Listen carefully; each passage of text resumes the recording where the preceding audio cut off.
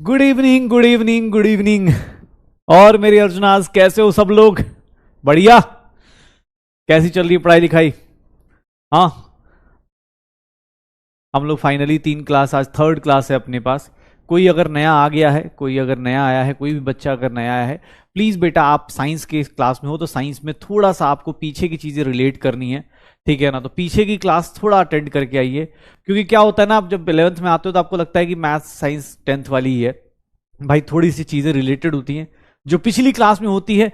यहां पर जो लोग 2 क्लास कर चुके हैं उनको पता है सर क्वेश्चंस पूछते हैं, ऑब्वियस यहां ऑब्जेक्टिव क्वेश्चंस कराए जाते हैं, ठीक है? तो भैया जो लोग भी नए आए हैं आप सभी का स्वागत है पीडब्ल्यू के प्लेटफॉर्म पे। लेकिन हाँ, थोड़ा सा आप पीछे के 1-2 लेक्चर्स कर लीजिए। अगली कल भी छुट्टी है, कल ईद की छुट्टी है, तो सबको ईद मुबारक भाई। और कल ईद की छुट्टी है तो आपके पास टाइम भी है, आप अपना बैकलॉग कवर कर सकते हैं। ज़्यादा क्लासेस हुई नहीं है, आप कवर कर लीजिएगा और फिर मिलते हैं। हाँ, कोशिश कीजिएगा अपने पास अगले वीक में, जब संडे को, अगले वीक में मंडे को मिले तो मजा आए, ठीक है? सब लोग, जितने लोग भी अपने पास पढ़ाई कर रहे हैं, सबको पता है, सबको पता है। 1 मिनट बेटा, 1 मिनट। हाँ, सबको पता है कि आपको अब आपका लेक्चर आगे चलता जा रहा है, अब आपका लेक्चर आगे चलता जा रहा है, तो आप सभी लोग, सारे के सारे अर्जुनास को, ठीक है ना? हाँ भाई, हाँ हाँ, देखो, तो सारे के सारे लोगों को, सारे के सारे लोगों को भाई सिंपल सी कुछ सजेशंस है। मैंने एटॉमिक नंबर और मास नंबर आपको बोला था, एटॉमिक नंबर और मास बोला था 20 तक याद करके आने के लिए। सब लोगों को याद है ना? सब लोगों को याद? कितने लोगों को atomic number mass number 1 to 20 तक के एलिमेंट्स का याद है? जल्दी से जल्दी हैंड रेज करके यस और नो बताना, जल्दी से जल्दी बताओ, यस और नो बताओ, जल्दी से जल्दी, ठीक है? यस और नो बताओ, क्या होगा? कितने लोगों को याद है? यस सर, आज डीपीपी मिलेगा, आज आपको डीपी क्लास के एंड पे मिल जाएगा, डीपी मिल जाएगा, उसका सॉल्यूशन कल मिलेगा। आप सब लोग अटेम्प्ट कीजिएगा, मजा आएगा, ठीक है? चलो, वेरी गुड। चलिए, क्या बात है, सब लोग करके आए हैं तो आज शुरू करते हैं। अपने पास लास्ट 2 क्लासेस में हम लोगों ने, लास्ट 2 क्लासेस में बेटा, बहुत बढ़िया बहुत बढ़िया, ठीक है? लास्ट 2 क्लासेस में लास्ट टू क्लासेस में हमने बहुत बेसिक से पढ़ा था, बहुत बेसिक से पढ़ा था। और बहुत बेसिक से क्या पढ़ा था? तो बहुत बेसिक से हमने स्टार्ट किया था, बेसिक से हमने स्टार्ट किया था, बेसिक से हमने स्टार्ट किया था। क्या कि सर बेसिक से स्टार्ट किया था कि एटम क्या होता है, मॉलिक्यूल क्या होता है, एटम क्या होता है, मॉलिक्यूल क्या होता है। क्वेश्चन आएंगे बेटा, केवीडी कौन बनेगा डॉक्टर? भैया ये गेम याद रखना, अगले 2 साल हमें खेलना है, ठीक है? बस म्यूजिक ऐड करना बाकी रह गया, ठीक है? तो ध्यान सुनिएगा, मैं बोल रहा हूं, अरे तो इस क्लास के बाद डीपीपी अटेम्प्ट करना है, पहले नहीं अटेम्प्ट करना है। सुनिएगा, केबीडी कौन बनेगा डॉक्टर स्टार्ट करेंगे, लेकिन अभी सुनिए, बेसिक से कुछ चीजें रिवाइज करते। मैंने बोला कोई भी एटम है उसके घर गए हम लोग, हमें कल मिला था कौन कौन? इलेक्ट्रॉन मिला था, प्रोटॉन मिला था, और कौन मिला था? न्यूट्रॉन मिला था। इलेक्ट्रॉन प्रोटॉन न्यूट्रॉन मिले थे हमें, और वो क्या बता रहे थे? वो क्या बता रहे थे? इलेक्ट्रॉन का मास कितना था? 9.1 इंटू 10 की पावर -31 केजी। चार्ज कितना था? -1.6 इंटू 10 की पावर -19 कूलम्ब। प्रोटॉन के ऊपर मास कितना था? 1.67 इंटू 10 की पावर -27 केजी। सर इसका चार्ज कितना था? 1.6 इंटू 10 की पावर -19 कूलम्ब। न्यूट्रॉन के ऊपर मास कितना था? 1.67 इंटू 10 की पावर -27 केजी। और ये कितना था? प्लस इसका चार्ज कितना था? 0। यही था। अरे याद है, प्रोटॉन को ई प्लस भी लिख सकते हैं, कोई दिक्कत नहीं होगी। चलिए एक बात बताइएगा मुझे, एक बात बताइएगा, कल हमने एएमयू पढ़ा था, ये एएमयू क्या है? एएमयू क्या है? एएमयू का वैल्यू क्या होता था? 1 एटॉमिक मास यूनिट किसको बोलते थे? एटॉमिक मास यूनिट किसको बोलते थे? मास ऑफ प्रोटॉन को, या फिर मास ऑफ न्यूट्रॉन को बोलते थे क्या? अरे बोलते थे या नहीं बोलते थे? देखो भैया, इलेक्शन का टाइम चल रहा है आजकल, मैं भी थोड़ा भाषण ज्यादा सुन रहा, तो आजकल के भाषण में यही चल रहा है। एटॉमिक मास बोलते थे या नहीं बोलते थे? आज से 5 साल पहले जो बोलते हो अभी क्या बोलते हैं, एटॉमिक मास यूनिट, और उसकी वैल्यू कितनी होती है, 1 AMU is equals to, sir इसकी वैल्यू 1.67 इंटू 10 की पावर -27 kg। ये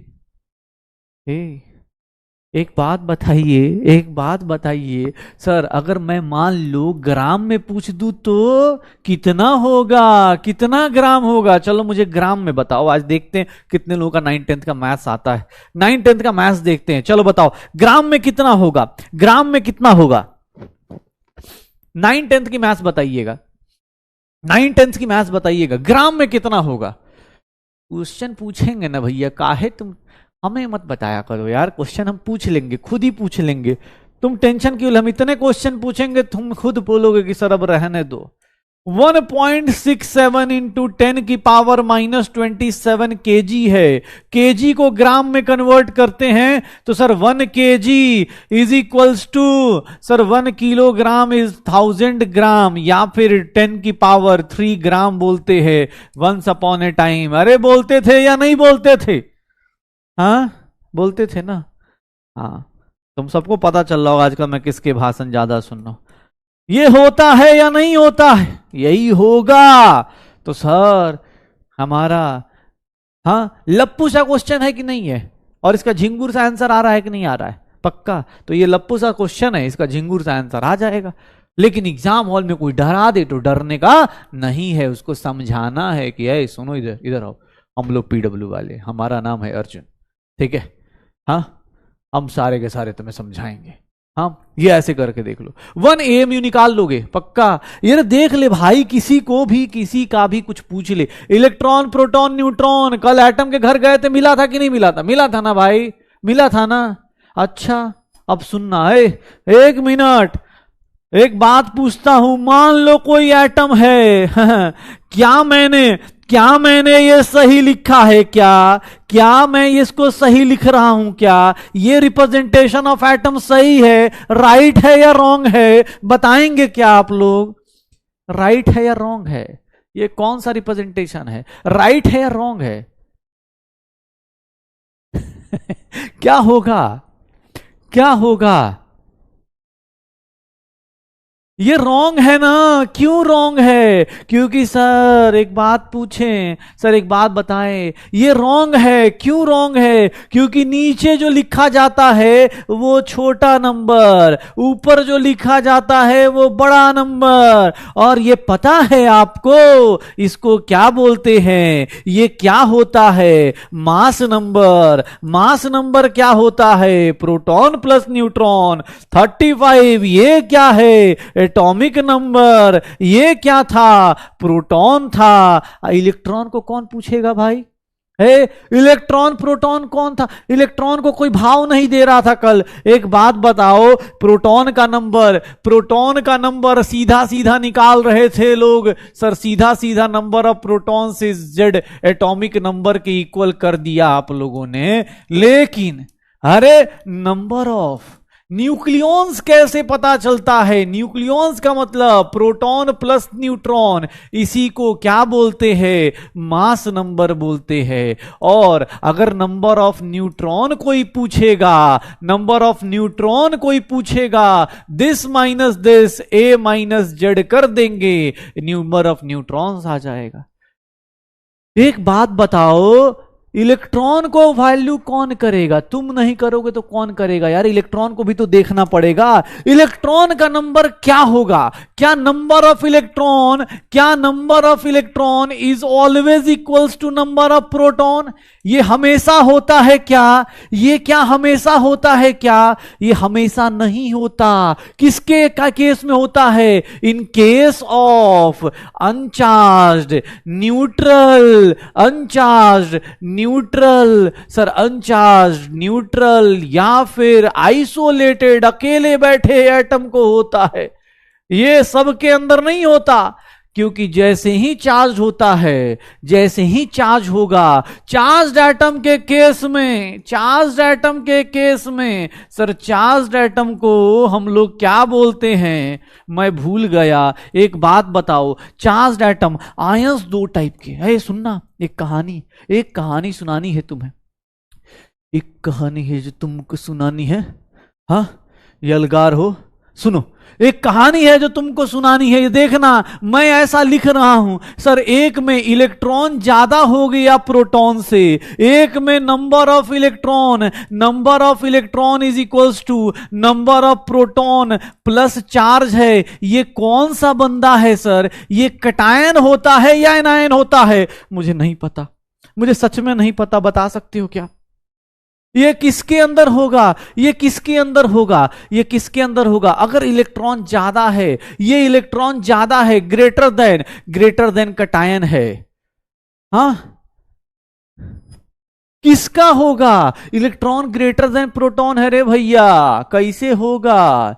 electron greater than proton, number of electrons number of protons plus charge. ये किस केस में आता है? इसको हम बोलते हैं फॉर एनायंस। क्यों? क्योंकि इसमें सर गेन ऑफ इलेक्ट्रॉन होता है, ये गेन ऑफ इलेक्ट्रॉन होता है। सर एनायंस कैसे बनता है? निगेटिवली चार्ज होता है, जितना ज्यादा निगेटिव उतना ज्यादा इलेक्ट्रॉन क्या कर रहा है? गेन कर रहा है। लेकिन अगर मैं बोल दूं electron is less than proton, electron is less than proton, number of electron is equals to sir number of protons minus charge. ये कहानी, ये किसकी कहानी थी? इस किसकी कहानी थी? ये कहानी थी कटायंस की। और कटायंस कैसा होता था? कटायंस कैसा होता था? Formed by gain loss of electron, formed by loss of electron. और कटायंस क्या होता था? तो पॉजिटिवली चार्ज होता था। कटायंस क्या होता था? पॉजिटिवली चार्ज होता था। तो ये देख लो। हाँ भैया, हाँ, समझ में आया? ये इलेक्ट्रॉन बहुत लफड़ा करेगा यार, ये जिंदगी। ये देख रहे हो, इलेक्ट्रॉन का केस ऐसा है ना, इलेक्ट्रॉन का देखो मास होता है 0, मास होता है नेग्लिजिबल, लेकिन बंदा घूम घूम के रिएक्शन करवाता है। जितने रिएक्शन कराएगा इलेक्ट्रॉन कराएगा, प्रोटॉन और न्यूट्रॉन नहीं कराएगा। इलेक्ट्रॉन बेचारा परेशान कर देता है यार। चलो एक बात बताना, अब मैं देखो, अरे सुनो ना भैया, केबीडी रुक जा भाई, आएगा अभी आएगा। हाँ चलो स्टार्ट करिए। अब मैं आपसे कुछ क्वेश्चंस पूछने वाला हूं, लेकिन उससे पहले मैं कुछ खतरनाक चीजें पूछूंगा और मैं देखूंगा कौन कौन बता सकता है। बहुत डिफिकल्ट। तो क्या आप तैयार हैं? हाँ चलिए, ये देखिएगा, बहुत खतरनाक के क्वेश्चन पूछा गया। आपसे पूछा गया कि सर आपके पास ये 100 है, ये अपने पास 150 मान लीजिए, चलिए 190 ले लेता हूं, एक एलिमेंट है, इसके बारे में इसके प्रोटॉन न्यूट्रॉन और इसके ऊपर अगर मैं +3 कर दूंगा तो सर ये 100 और ये 190। अब मुझे बताइएगा इन तीनों केसेस में प्रोटॉन का नंबर, न्यूट्रॉन का नंबर, इलेक्ट्रॉन का नंबर, प्रोटॉन का नंबर, न्यूट्रॉन का नंबर, इलेक्ट्रॉन का नंबर, और यहां पर अगर x-4 कर दूंगा तो सर इसके केस में ये 100 हो गया और ये कितना हो गया? 190। क्या चेंज होगा रे भैया? क्या चेंज होगा? ये कटायन और एनायन बनाने से क्या चेंज होता है? निकाल लोगे?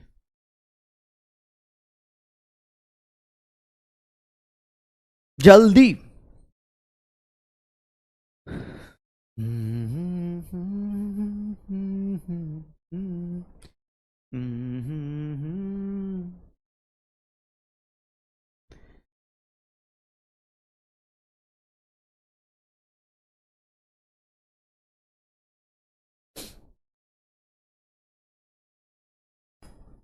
क्या होगा?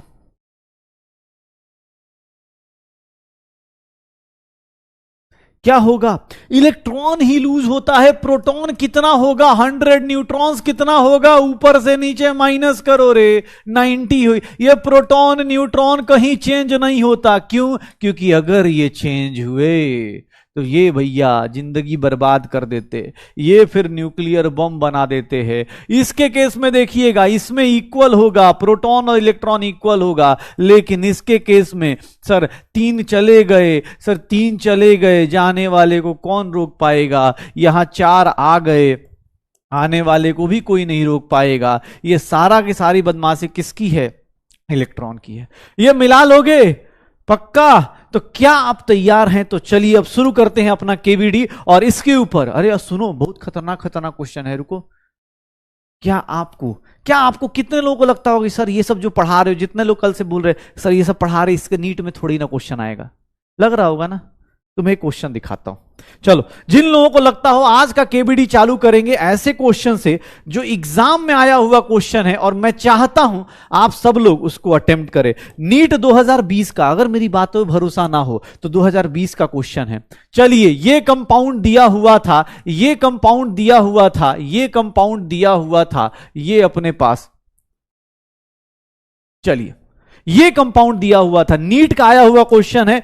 ऐसा नहीं है कि घर से बना रहे हैं, आपके लिए एकदम एग्जाम हॉल से नया नया क्वेश्चन आपके पास है। एक बार करके देखिए, मजा आएगा। इस क्वेश्चन को कीजिए, आपको रियलाइज होगा हर एक हफ्ते नई नई चीजें ऐड होती जाएंगी, हर एक हफ्ते नई नई चीजें ऐड होती जाएंगी।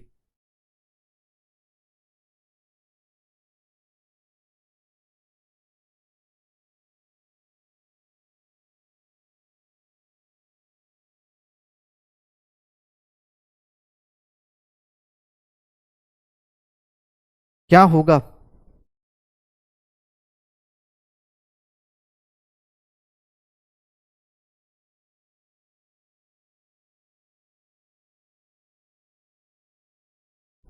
क्या होगा sir? Proton neutron electron, proton neutron electron, क्या बताएगा सर? प्रोटॉन न्यूट्रॉन इलेक्ट्रॉन कौन कौन बता सकता है? अरे भैया कौन कौन बता सकता है? ये नीट 2020 का क्वेश्चन है भैया, जो पढ़ाएंगे उसी से आएगा। अब सुनिएगा, ए भैया देखिएगा क्या होगा इस क्वेश्चन में। ये क्या है? प्रोटॉन का नंबर कितना हो गया? 71। न्यूट्रॉन के लिए क्या करते हैं? ऊपर से नीचे माइनस करते हैं, कितना हो गया? 104। और इसके ऊपर कोई चार्ज नहीं, तो इसीलिए जितना प्रोटॉन उतना ही क्या हो जाएगा? जितना प्रोटॉन उतना ही क्या हो जाएगा? इलेक्ट्रॉन हो जाएगा। Sir A is the correct answer, A is the correct answer, A is the correct answer. Ma'am answer लेके आ रही हैं, देख लो। जिनको भी लगता हो कि नहीं नहीं नहीं सर ये सब चीजें नहीं आती होंगी, ये देखिए क्लास में, देखिए क्या बात है, 75% जनता नीट का पहला क्वेश्चन अपनी क्लास में सही करके बैठी है। वेरी गुड, क्या बात है, बहुत बढ़िया। जिन लोगों ने गलती करी बेटा, गलतियों से सीखिए और इन गलतियों को दोबारा रिपीट मत कीजिएगा। क्यों? क्योंकि सर यही सब क्वेश्चन जो क्लास में पढ़ाया जा रहा है ना बेटा, ये सब कुछ जो तुम्हें बेसिक्स लग रहे हैं, यही सब क्वेश्चंस आते हैं। आज की क्लास जब खत्म होगी ना, तो आप एक काम कीजिएगा, प्रीवियस ईयर का, आप 2023 का, ज्यादा दूर नहीं, 2024 में ना, 2023 का पेपर में एक क्वेश्चन आज की क्लास से हो जाएगा। ठीक है, चलिए देखें, बहुत बढ़िया। अच्छा, अब देखिएगा अगला क्वेश्चन क्या है आपके लिए, जल्दी इन सब क्वेश्चंस को देखो। 30 सेकेंड्स भी मोर देन सफिशियंट है इनके लिए, 30 सेकेंड्स भी मोर देन सफिशियंट है। An atom which has lost one electron would be, क्या होगा? क्या होगा?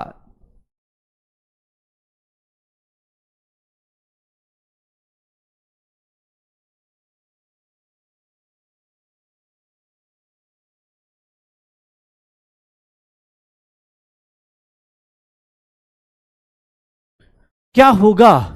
क्या होगा? एक एटम जिसका लॉस्ट वन इलेक्ट्रॉन लॉस करता है, जो लूज करता है, उसके ऊपर कौन सा चार्ज होगा? Positively charge. सर कितना पॉजिटिव चार्ज होगा उसके ऊपर? कितना पॉजिटिव चार्ज होगा? +1 होगा। क्या आंसर आएगा? इस क्वेश्चन को देखा, आंसर टिक मारो यार, क्या फर्क पड़ रहा है? सर हो गया, अरे क्या आंसर आएगा? B is the correct answer, B is the correct answer, B is the correct answer. हाँ, B is the correct answer. चलो अगला क्वेश्चन देखिए, आंसर टिक मारिए, क्या होगा? अरे वाह, 87% जनता, बहुत बढ़िया बहुत बढ़िया। चलिए इस क्वेश्चन का आंसर बताइए, इसमें पोल नहीं दे रहा हूं, इस क्वेश्चन का आंसर डायरेक्ट बताइए, क्या होगा? क्या होगा?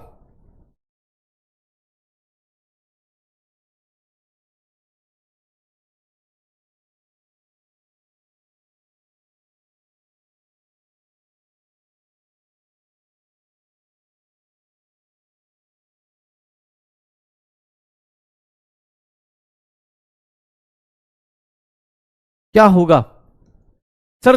पॉजिटिव आयंस कैसे बनते हैं? लॉस ऑफ इलेक्ट्रॉन से, लॉस ऑफ इलेक्ट्रॉन से पॉजिटिव आयंस। चलिए, न्यूक्लियस ऑफ एटम के पास क्या होता है? न्यूक्लियस ऑफ एटम के पास क्या होता है? न्यूक्लियस ऑफ एटम के पास क्या होता है? न्यूक्लियस ऑफ एटम के पास क्या होता है? देखिए, आंसर टिक मारिए। न्यूक्लियस ऑफ एटम किसके पास? न्यूक्लियस ऑफ एटम के पास क्या होगा? क्या होगा न्यूक्लियस ऑफ एटम? क्या बात है, ये होता है आंसर। ग्रेट ग्रेट, बहुत बढ़िया। चलिए, इस क्वेश्चन का आंसर बताइए। लिखना नहीं है बेटा, हर एक क्वेश्चन, ये सब क्वेश्चन लिखने नहीं है, आपको मिल जाएंगे। ये पीडीएफ आपके पास अगले 2 साल तक है। जो अच्छे क्वेश्चन को स्टार मार्क करके लिख लीजिएगा।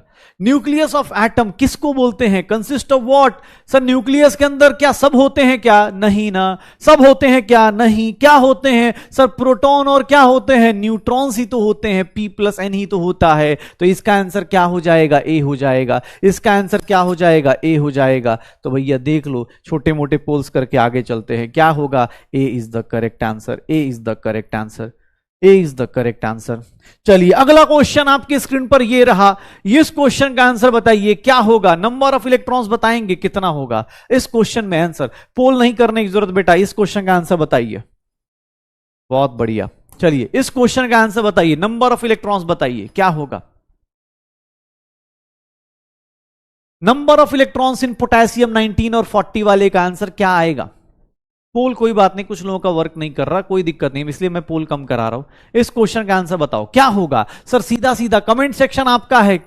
Number of electron, sir proton कितना? 19। सर न्यूट्रल है तो इलेक्ट्रॉन कितना? 19। न्यूट्रॉन्स कितना? 40 - 19 कितना हो गया? सर कितना हो गया? 21 हो गया। सर प्रोटॉन इतना आ जाएगा। जल्दी इस क्वेश्चन का आंसर बताइए। इस क्वेश्चन का आंसर बताइए, कमेंट सेक्शन आपका है। ऑप्शन बताइएगा। कैल्शियम के न्यूक्लियस में कौन कौन होंगे? प्रोटॉन होगा, न्यूट्रॉन होगा, इलेक्ट्रॉन होगा। बेटा जो पढ़ोगे उसके ऊपर क्वेश्चंस मिलेंगे। बस तुम्हें आदत डलवानी है मुझे कि भैया ऐसे ऑब्जेक्टिव क्वेश्चंस होते हैं, जो पढ़ा जाता है वो डायरेक्ट लिखा नहीं जाएगा, यहां ऑप्शंस दिया जाएगा। ठीक है ना? क्या होगा? सर न्यूक्लियस में क्या होता है? सर क्या होगा? 20 प्रोटॉन्स और 20 न्यूट्रॉन्स होंगे। 20 प्रोटॉन्स और 20 न्यूट्रॉन्स होंगे। पक्का हो जाएगा सर। तो कितने क्वेश्चंस किए केबीडी में? 1 2 3 4 5 6 क्वेश्चंस में से आप बता दीजिएगा आउट ऑफ 6 कितने सही कितने गलत। सर देख लीजिए, आज के केबीडी में 6 क्वेश्चंस आप लोगों ने अटेम्प्ट किए, कितने सही कितने गलत। और जो गलत हुए उनसे सीखिए, क्वेश्चंस को ऐड कर लीजिएगा। आफ्टर क्लास क्वेश्चंस को ऐड कर लीजिएगा और फिर आज की कहानी चालू करते हैं। मैंने आप सबको एक बात बताई थी, मैंने कहा था कि एटम के घर जब जाते हैं ना, एटम के घर जब गए तो वहां पर क्या मिला? इलेक्ट्रॉन मिला, प्रोटॉन मिला, न्यूट्रॉन मिला। इलेक्ट्रॉन प्रोटॉन न्यूट्रॉन्स मिले। एक बात बताओ, एटॉमिक नंबर की बात हम लोग कर रहे हैं। मैं आपको एक बात बताओ, एटॉमिक नंबर सर जेड से रिप्रेजेंट करेंगे, किसके इक्वल होता है? नंबर ऑफ प्रोटॉन्स के इक्वल होता है। Number of protons in the nucleus of atom. Sir nucleus of atom के अंदर कितने प्रोटॉन होते हैं यही लिखते हैं। सर एक बात बताइएगा, मास नंबर, मास नंबर क्या होता है?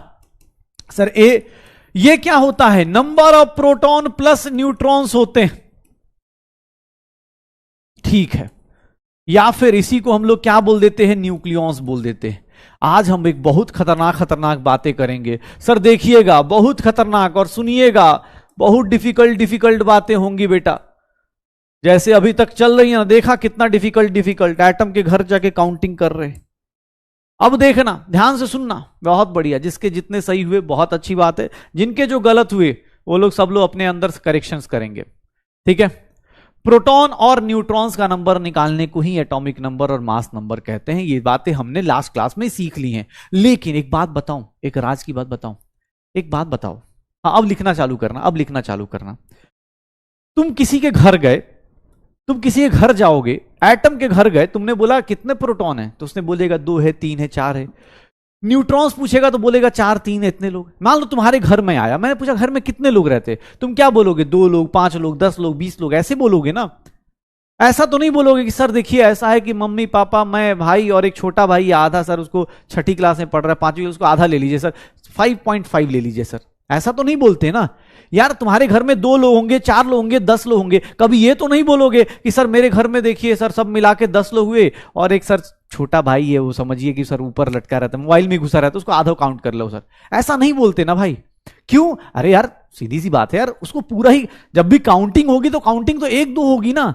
किसी घर में सर, मेरे घर में ना सर 5 लोग रहते हैं, ऊपर ना एक भूत रहता है सर, ऊपर वाले कमरे में ना, ऊपर एक कमरे में लोग बोलते हैं भूत रहता है, 5.5 काउंट कर लो। ऐसा नहीं होता ना भाई, 5.5 नहीं होता, 5 होता है या 6 होगा। ऐसा नहीं होगा ना कि छोटे भाई इज्जत नहीं हटाओ सर, इसको तो मतलब 5.25 ले लो, ऐसा नहीं होगा ना। ऑब्वियस है, उसको क्या करेंगे, हमेशा होल नंबर लेंगे। तो याद रखिएगा ये सारे के सारे नंबर ऑफ इलेक्ट्रॉन, प्रोटॉन या फिर न्यूट्रॉन, या फिर आपको एटॉमिक नंबर बोलूं, एटॉमिक नंबर बोलूं या फिर मास नंबर बोलूं, एटॉमिक नंबर बोलूं या फिर मास नंबर बोलूं, ये हमेशा ऑलवेज अ होल नंबर, हमेशा क्या होंगे, अ होल नंबर, हमेशा होल नंबर होंगे। ऐसा नहीं कि घर में भूत है सर आधा काउंट करेंगे, ठीक है, ऐसा नहीं होता कि सर इसकी वैल्यू नहीं है, हाँ ये बहुत परेशान करता है सर, इसको आधा काउंट करो,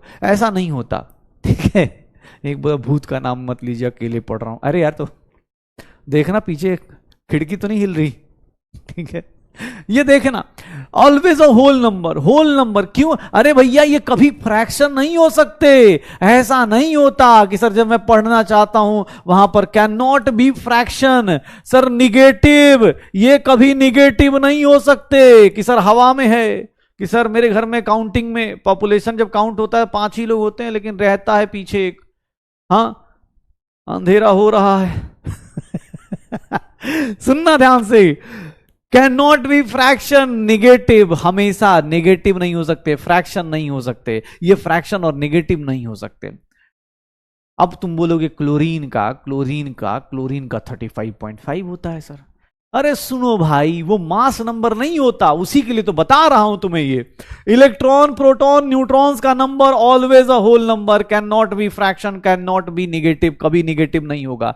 सर आप जो बात कर रहे हो ना क्लोरीन की, उसके लॉजिक बताऊंगा, अभी सुनना। मैंने आपको बोला कि हमेशा क्वांटाइज्ड होगा, ये इसको बोलते हैं ऑलवेज क्वांटाइज्ड। क्वांटाइज्ड का मतलब होता है बेटा ऑलवेज क्वांटाइज्ड। क्वांटाइज्ड का मतलब होता है, आप साइंस में पढ़ोगे क्वांटाइज्ड, क्वांटाइज्ड का मतलब होता है 1 2 3 4 5 ऐसे करके। मतलब आप हमेशा ना, या तो आप जैसे अब कोई तुमसे पूछे तुम कौन सी क्लास में हो, तो तुम ये थोड़ी ना बोलोगे कि सर अभी मैं 10th क्लास में पढ़ता हूं, सर 10th क्लास पास हुआ हूं, लेकिन सर अभी 10th क्लास का मतलब 11th में नाम नहीं लिखा पाया, तो सर बीच में मान लो 10.5 या 10.25, सर अभी 1 महीना भी नहीं हुआ पास हुए तो 10.25। ऐसा नहीं होता ना, या तो तुम 10th क्लास में हो या फिर 11th क्लास में हो। तुम घर में सीढ़ी चढ़ोगे तो क्या चढ़ोगे, मान लो कोई बंदा सीढ़ी चढ़ेगा तो ऐसे चढ़ेगा, ऐसे चढ़ेगा, एक सीढ़ी होगा, यहां पर होगा तो एक सीढ़ी होगा, 2 सीढ़ी होगी, 3 सीढ़ी होगी, 4 सीढ़ी होगी, ऐसा ना बीच में पैर लटका के खड़ा हो गया कि सर मैं 3.5 सीढ़ी पे चढ़ के बैठा हूं। नहीं भाई, 3.5 सीढ़ी पे चढ़ के नहीं बैठते, हमेशा क्या रहेगा, क्वांटाइज रहेगा, हमेशा क्या रहेगा, क्वांटाइज रहेगा, ठीक है, हमेशा क्या रहेगा, क्वांटाइज रहेगा। फिर मुझसे बोला गया, अरे सुनो, फिर मुझसे बोला गया कि सर हम लोग ये बात तो समझ गए कि होल नंबर होता है, याद रखिएगा कभी भी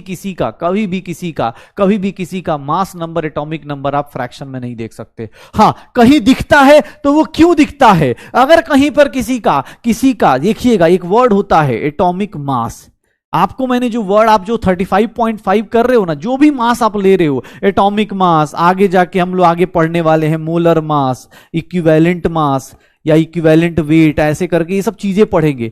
देखो बेटा सीधी सी बात है, एक सिंपल सा लॉजिक बताता हूं, तुम सुनो, ये पेन अकेला है, ये क्वांटिटी है, इसको काउंट करूंगा तो ये क्वांटाइज्ड है, एक पेन होगा, लेकिन इसका मास जो होगा ना वो क्या होगा, फ्रैक्शन में हो सकता है, इसका जो मास होगा ना वो फ्रैक्शन में हो सकता है। ये ध्यान सुनना प्लीज बेटा, जो लोग अपने कमेंट सेक्शन प्लीज बंद कर दीजिए, अब समझिएगा क्योंकि बहुत इंपॉर्टेंट कॉन्सेप्ट आ रहा है। इसका जो मास होगा ना, इसका मास क्या होगा सर, 10.5 ग्राम हो सकता है, 2.2 ग्राम हो सकता है, कुछ भी मास हो सकता है। तो मास जो होता है सर, आलू जो होगा ना, 1 आलू होगा, 2 आलू होगा, 4 आलू होगा, उसका मास अलग अलग होगा। कभी ऐसा नहीं हो आधा आलू लेके आ रहे हैं दुकान दुकान से हम 1 आलू 2 आलू 4 आलू लेके आएंगे, टमाटर 1 लेके आएंगे, 2 लेके आएंगे, 5 लेके आएंगे, लेकिन उसका मास अलग अलग हो सकता है। Similarly atomic number and mass number, it is a number, ये सर हमेशा क्वांटाइज रहेगा। लेकिन अगर मैं एटॉमिक मास और मोलर मास की बात करूं तो ये कैन बी फ्रैक्शन हो सकता है, कैन बी फ्रैक्शन हो सकता है, होल नंबर हो सकता है, ये कुछ भी हो सकता है। और वही डिफरेंस हमें जानना है, यही डिफरेंस हमें जानना है, ठीक है। अरे ये सब लिखते चलना भाई, अरे लिखते चलो यार, अब जल्दी, जो लोग लिख रहे हैं थोड़ा फास्ट लिखिए, लिखना है बेटा, ये टॉपिक तो अभी आज शुरू किया ना, ये ऑलवेज अ होल नंबर, ये तो फास्ट लिखिए, जल्दी, थोड़ा फास्ट।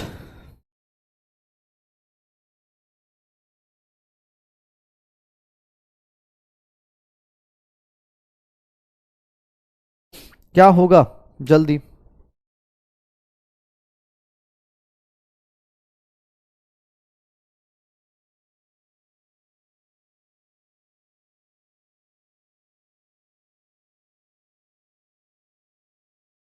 हो गया तो भैया एटॉम, अच्छा एक बात बताओ, याद कितने लोगों को एटॉमिसिटी वाला कॉन्सेप्ट याद है? कितने लोगों को एटॉमिसिटी वाला कॉन्सेप्ट याद है? कितने लोगों को एटॉमिसिटी वाला कॉन्सेप्ट याद है कि एटॉमिसिटी वाला कॉन्सेप्ट हम लोग कर लेंगे? याद है? कितने लोगों को एटॉमिसिटी याद है? अरे साइड हो गया भाई ताकि तुम लिख लो, ठीक है। चलो अब मुझसे बोला गया, ध्यान सुनिएगा, मास नंबर और ये पढ़ने के बाद, एटॉमिक नंबर पढ़ने के बाद मैं कुछ आइसो टर्म्स यूज कर रहा हूं। आइसो टर्म्स मतलब क्या होगा? आइसो मतलब होता है, आइसो का मतलब होता है, आइसो, आइसो मींस मतलब, आइसो मींस इक्वल या फिर हम बोल देते हैं सेम। आइसो मींस इक्वल या फिर हम बोल देते हैं सेम। कुछ आइसो टर्म्स आपके केमिस्ट्री में आएंगे, कुछ आइसो टर्म्स आएंगे। हाँ तो ठीक है, अभी अभी स्टार्ट करेंगे बेटा, थोड़ा वेट करो, आइसोटर्म्स करने दो, आइसोटोप्स करने दो, फिर अभी स्टार्ट करेंगे। आइसोटोप्स, पहला टर्म आइसोटोप्स, ध्यान से सुनिएगा। आइसोटोप्स किसको बोलते हैं सर? आइसोटोप्स किसको बोलते हैं? जिनका क्या हो, आइसोटर्म मतलब, ध्यान सुना, अभी मास लिखवाता हूं बेटा, मास पे आऊंगा, बस वो लिखवाया अभी, 2 मिनट रुक जाओ, आ रहे हैं।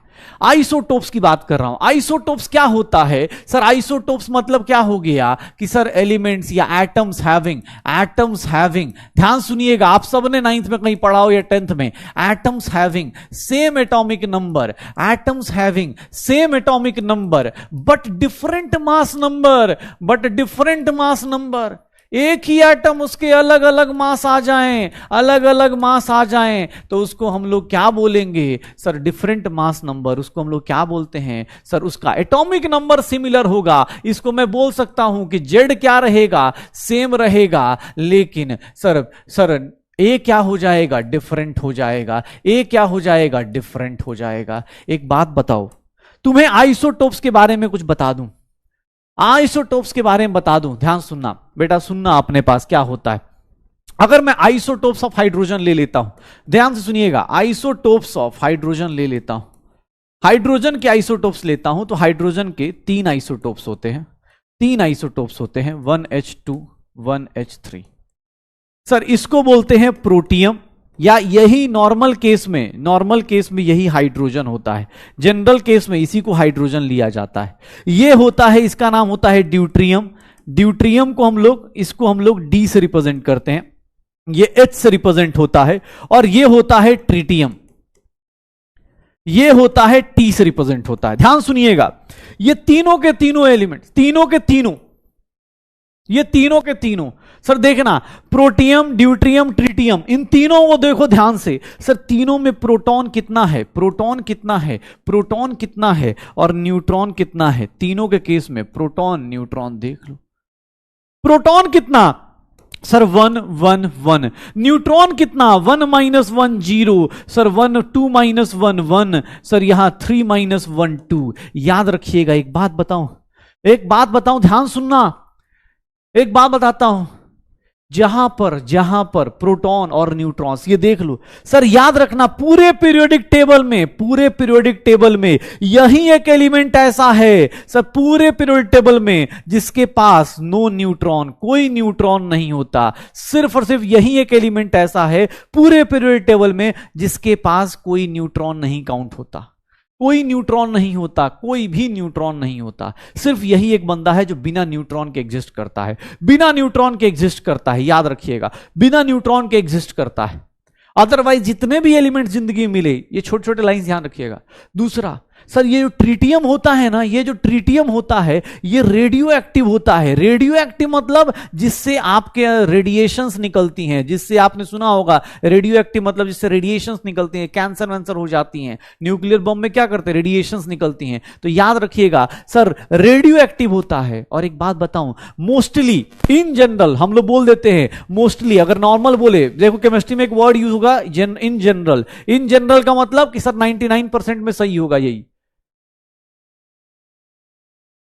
तो बेटा न्यूट्रॉन का नंबर चेंज थोड़ी ना कर रहा। आइसोटोप्स का मतलब हाइड्रोजन इन तीनों फॉर्म में एग्जिस्ट करता है, ये रिएक्शन नहीं कर रहे। अरे कोई बोल रहा है न्यूट्रॉन चेंज हो गया तो न्यूक्लियर रिएक्शन, नहीं बेटा रिएक्शन नहीं कर रहे। ये क्या है, हाइड्रोजन के तीन भाई हैं, एक बोल रहा है मैं बिना न्यूट्रॉन के एग्जिस्ट करूंगा। मोस्टली हाइड्रोजन वैसा ही होगा, लेकिन कुछ हाइड्रोजन ऐसे होते हैं जिनके यहां न्यूट्रॉन आ जाता है, कुछ हाइड्रोजन ऐसे होते हैं जिनके यहां दो दो न्यूट्रॉन्स आ जाता है। इन जनरल जो हेवियर आइसोटोप होता है, जो हेवियर आइसोटोप होता है, हेवियर आइसोटोप होता है, heavier isotope have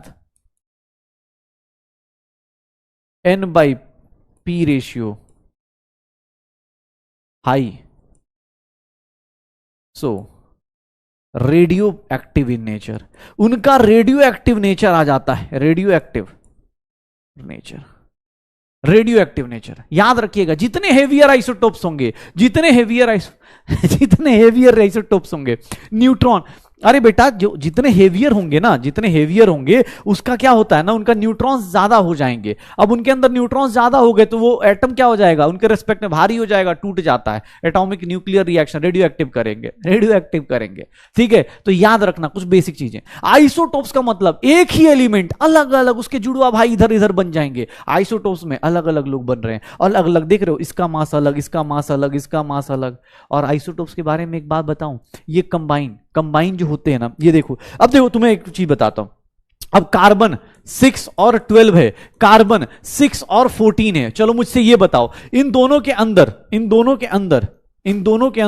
proton neutron, proton neutron, और इन दोनों में रेडियो एक्टिव कौन होगा? चलो मुझे बताओ, मुझे ये बताओ इन दोनों में रेडियो एक्टिव कौन होगा? सर क्यों होगा, इसका रीजन आपको पता चल रहा है?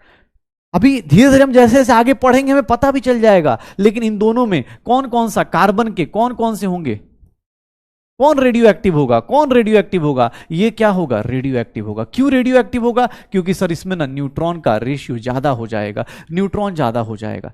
N/P मतलब, अरे N मतलब क्या है, N/, मतलब अरे तुम लोग यार कहां चलते बेटा। N मतलब न्यूट्रॉन, P मतलब प्रोटॉन, और कौन सा रेशियो है यार यहां पर? N/P न्यूट्रॉन बाई प्रोटॉन का रेशियो। ठीक है, क्या हो जाएगा, प्रोटॉन 6 न्यूट्रॉन कितना, 12 - 6 6 हो गया, 14 - 6 कितना हो गया रे, 8 हो गया। वो रेडियो एक्टिव होगा, वो रेडियो एक्टिव होगा। C14 यूज करा जाता है रेडियो एक्टिव डीके में और इन सब जगहों पे। एक लाइन लिखता हूं, अब मेरे साथ साथ बताना, अगर समझ में आता है तो बताना। आइसोटोप्स का डेफिनेशन एक बार फिर से चेंज करते हैं। आइसोटोप्स पता है किसको बोलेंगे? जिनके पास सेम नंबर ऑफ प्रोटॉन्स हो, ऐसे एटम जिनके पास सेम नंबर ऑफ प्रोटॉन्स हो but different number of neutrons हो। आइसोटोप्स में डिफरेंट नंबर ऑफ न्यूट्रॉन्स हो। ये स्टेटमेंट आप टिक कर सकते हो।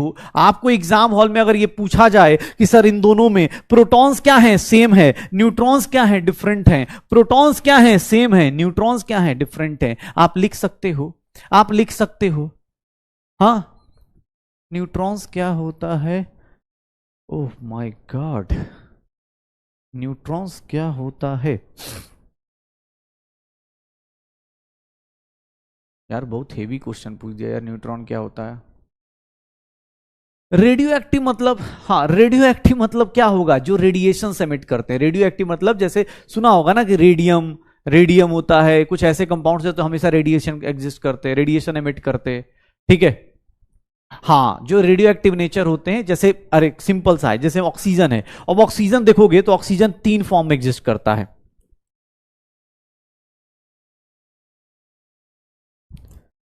अब ऑक्सीजन के ये तीनों फॉर्म देख लो। अब मैं तुमसे इसमें क्वेश्चन पूछे, एक नॉर्मल क्वेश्चन पूछ दूं कि सर इसमें रेडियो एक्टिव कौन होगा? ऑक्सीजन के ये तीनों दिए हैं, प्रोटॉन्स कितने होंगे? 8। इसका भी प्रोटॉन कितना होगा? 8। इसका भी प्रोटॉन कितना होगा? 8। लेकिन इसका न्यूट्रॉन 8, इसका न्यूट्रॉन कितना हो गया? 9, और इसका न्यूट्रॉन कितना हो गया? 10। इसमें से रेडियो एक्टिव कौन होगा? ये रेडियो एक्टिव होगा। अब ये कैसे बता रहे हो? तो भाई अभी फिजिक्स में आगे जाके पढ़ेंगे ना, N/P रेशियो 1.4, ये सब चीजें अभी आप जानोगे। अभी आप बस इतना जान जाओ कि जिसका जो हेवियर होगा वो अपना रेडियो एक्टिव होगा, जो हेवियर होगा वो रेडियो एक्टिव होगा। हाँ, वो रेडियो एक्टिव N/P रेशियो से आता है, वो बेटा फिजिक्स में आप पढ़ोगे आगे जाके, अभी मत सोचो। मैं बस तुम्हें एक शॉर्टकट बता रहा हूं, हो जाएगा, श्योर हो। अच्छा, मुझे ऊपर वाली एक डेफिनेशन बता सकते हो आप लोग कि सर ये वाली डेफिनेशन आप करा सकते हो, सही है, ये डेफिनेशन सही है, श्योर हो? कटायन होगा एनायन होगा, कटायन होगा एनायन होगा, आइसोटोप्स हो जाएगा, आइसोटोप्स हो जाएंगे क्या? आइसोटोप्स हो जाएंगे क्या? चलिए बहुत बढ़िया। आइसोटोप्स के केस में एक सिंपल सी चीज समझ में आ गई। हाँ, एक सिंपल सी चीज समझ में आ गई कि आइसोटोप्स में ना नंबर ऑफ प्रोटॉन सेम होते हैं लेकिन एटॉमिक मास अलग अलग होते हैं। किसी ने पूछ दिया, अरे सर सुनिए ना, किसी ने पूछ दिया, हाँ किसी ने पूछ दिया कि सर कार्बन का मास क्या लेंगे, 12 लेंगे कि 14 लेंगे? ऑक्सीजन का मास 16 लेंगे, 17 लेंगे, 18 लेंगे? सर ये हाइड्रोजन का 1 लेंगे, 2 लेंगे, 3 लेंगे, क्या लेंगे? किसका मास क्या लेंगे? सर कैसे लेंगे, किस तरह से लेंगे? तो इन केस ऑफ आइसोटोप्स, ध्यान सुनना, इन केस ऑफ आइसोटोप्स हम लोग एक नया मास डिफाइन करते हैं, क्योंकि लड़ाई होने लगी ना। हाइड्रोजन बोला मेरा मास 1 है, ये बोल रहा है मेरा मास 2 है, ये बोल रहा है मेरा मास 3 है। भाई अब लड़ाई होगी तो कैसे खत्म करेंगे? लड़ाई होगी तो कैसे खत्म करेंगे? तो याद रखिएगा, अबे बनता नहीं है ये सब हम खुद से, ऐसा थोड़ा ना। ये बोला कैसे बनता है, ऐसा थोड़ा ना कि अच्छा 4 न्यूट्रॉन 5 प्रोटॉन अब मिला के एटम बना, कैसी बात कर रहा है भाई? ऐसा थोड़ा बॉम्ब थोड़ा बना रहे भाई, इसको मिक्स कर, बोला कैसे बन गया? बना थोड़ी ना रहे यार, इसको बनाते नहीं है हम लोग, ये एग्जिस्ट करते हैं।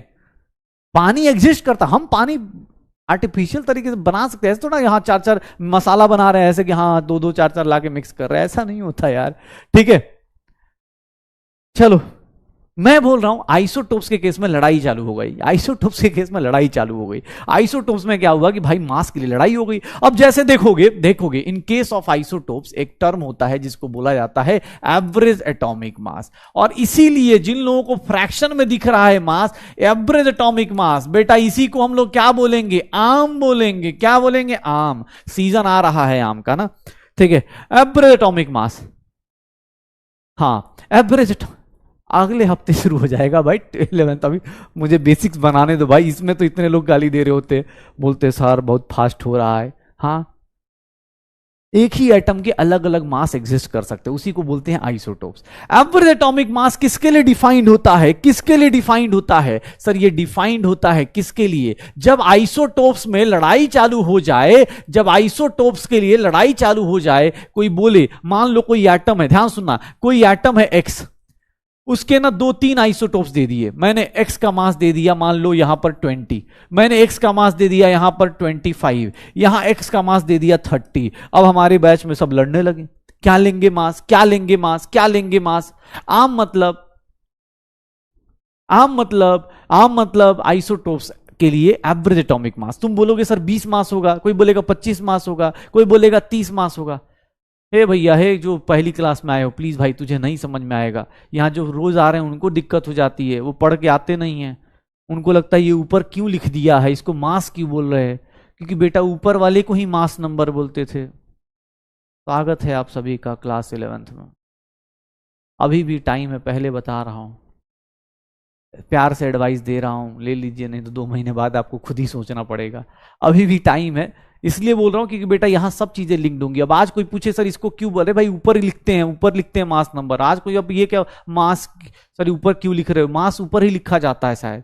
इसके केस में क्या करूंगा, तो सर इस केस में अब लड़ाई को कैसे सॉर्ट आउट करूंगा, तो इस केस में हमें बोला जाता है कि ध्यान सुनिएगा, आपका आइसोटोपिक मास, अब एग्जाम हॉल में क्या होगा, इसका ना एग्जाम हॉल में आपको परसेंटेज अबंडेंस दिया जाएगा। ध्यान सुनना, परसेंटेज अबंडेंस दिया जाएगा, किसका? इसका। क्या होगा सर, इसका मान लो अपने पास मुझे परसेंटेज दे दिया गया 30%, इसका एबंडेंस मतलब नेचर में कितना मिलते हैं, कैसे मिलते हैं, ध्यान सुनना, कितने मिलते हैं, कैसे मिलते हैं। इसका मुझे परसेंटेज दे दिया गया, इसका मुझे परसेंटेज दे दिया गया 50%। एक बात बताओ, इसका परसेंटेज कितना होगा? नेचर में एक्स के तीनों आइसोटोप्स एग्जिस्ट करते हैं, 20, 25, 30, तीनों एग्जिस्ट करते हैं। एक्स ऐसे भी एग्जिस्ट करेगा, ऐसे भी करेगा, एक्स ही है एक्स ही, लेकिन वो 25, 20, 30 सब में एग्जिस्ट करेगा। इसका एबंडेंस 30%, इसका एबंडेंस 50%, तो इसका कितना होगा? इसका कितना होगा सर? 100 टोटल परसेंटेज का वैल्यू टोटल कितना होता है? 100 होता है, तो ये कितना होता है? 20% हो जाएगा।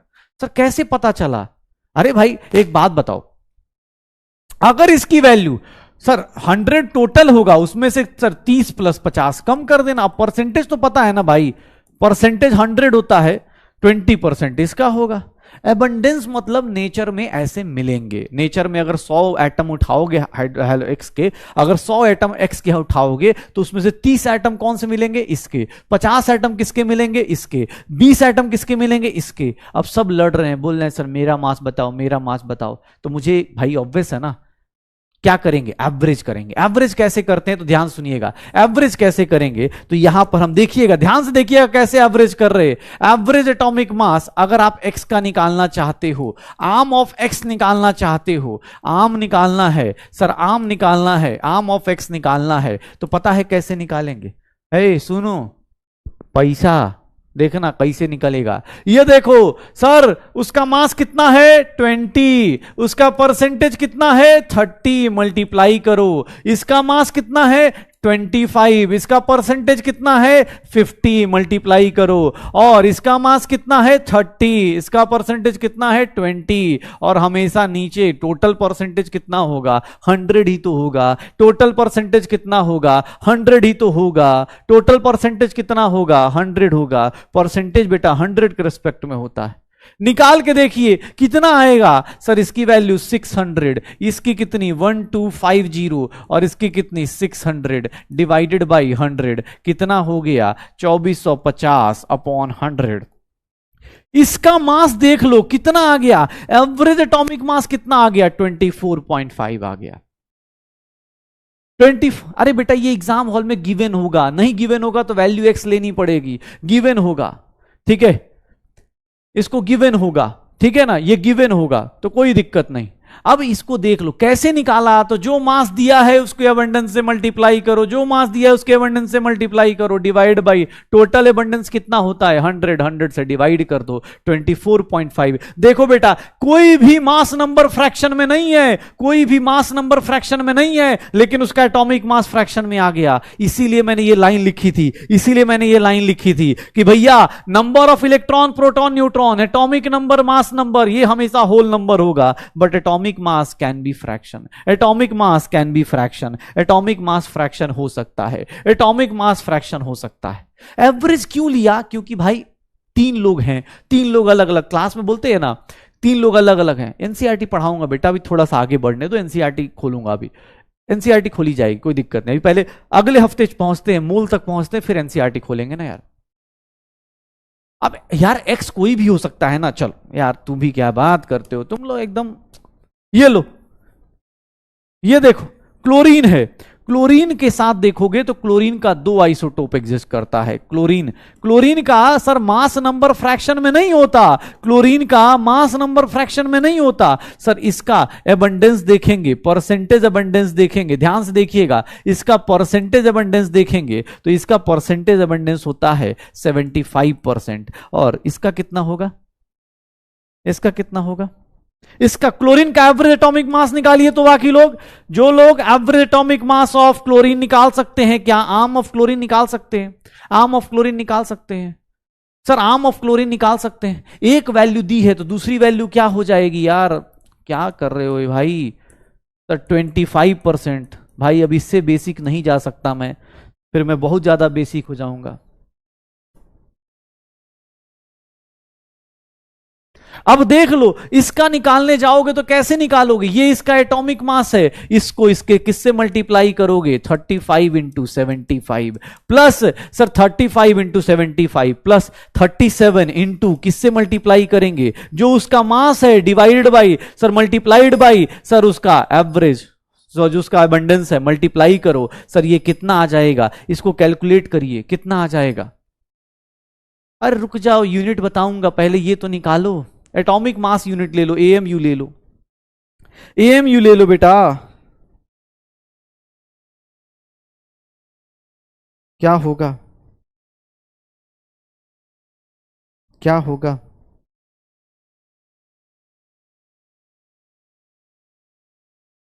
क्या होगा, क्या होगा, कितना आएगा, कितना आएगा भाई साहब? 35 इंटू 75, 35 इंटू, इसको कैलकुलेट करेंगे कितना आ जाएगा, अभी कैलकुलेट कर लो यार। 25 और 35, 2 37। अब यार कैलकुलेट कीजिए जल्दी जल्दी।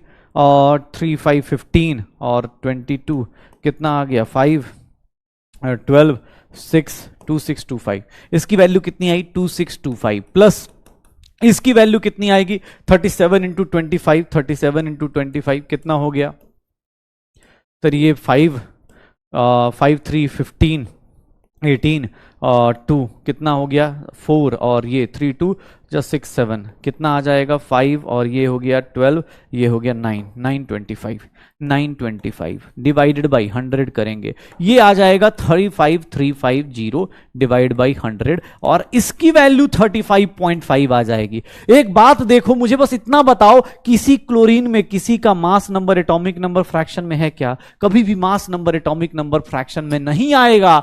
हाँ एटॉमिक मास आ सकता है, क्यों? क्योंकि आप एवरेज कर रहे हो। एवरेज मैं बोलूं किसी एक क्लास में एवरेज करेंगे तो होता है ना, एवरेज में क्या होगा, ये राउंड ऑफ करके आ जाएगा, फ्रैक्शन आ जाएगा, लेकिन कभी भी mass number atomic number fraction नहीं आने वाला। ये जो ऊपर लिखा है बेटा, इसी को ना मास नंबर बोलते हैं। ठीक है, अब इसका फॉर्मूला लिख लेते हैं, ऑब्वियस है फॉर्मूला लिख लेते हैं। कैलकुलेटर यूज करने को कर, एएमयू बेटा अभी के लिए एएमयू यूज करो ना, एएमयू यूनिट क्या होगा एएमयू, अभी बाकी ग्राम वराम लेके आएंगे, अभी रुक जाओ। एएमयू मतलब ये देखो सर, एवरेज एटॉमिक मास का फॉर्मूला बताता हूं, एवरेज एटॉमिक मास का फॉर्मूला बताता हूं। एवरेज एटॉमिक मास का फॉर्मूला क्या होगा सर? एवरेज एटॉमिक मास का फॉर्मूला ये देखिएगा सर, आम का फॉर्मूला अगर किसी का निकालने जा रहे हैं तो कुछ नहीं, ये सब लोग मैथ्स में एक समेशन का साइन पढ़ा होगा सर। क्या करते हैं, एटॉमिक मास जो भी उसका मास नंबर है इनटू परसेंटेज ऑफ एबंडेंस से मल्टीप्लाई कर दीजिएगा, परसेंटेज एबंडेंस से मल्टीप्लाई कीजिएगा डिवाइडेड बाय 100, ये इससे मल्टीप्लाई कर दीजिएगा और सबका सम कर दीजिएगा। यही आपका क्या कहलाएगा, यही आपका क्या कहलाएगा सर? फॉर्मूला कहलाएगा। यही आपका क्या कहलाएगा? फॉर्मूला। एवरेज एटॉमिक मास, सिग्मा सबको पता है, अलग अलग लोग होंगे, अलग अलग सबको ऐड करना होता है। सिग्मा कर दीजिएगा अपने पास, उसके हिसाब से आंसर निकाल दीजिएगा। सिग्मा करके निकाल दीजिएगा। जैसे कोई भी एटम दिखे, कोई भी मान लो अपने पास कोई अलग अलग दिख जाए, कोई भी एलिमेंट दिख जाए, मान लो जेड है,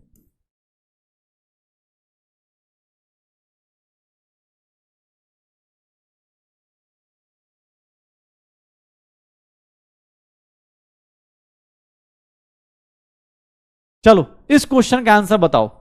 एक क्वेश्चन लिख रहा हूं, चलो एक क्वेश्चन लिख रहा हूं, चलो एक क्वेश्चन बताओ। If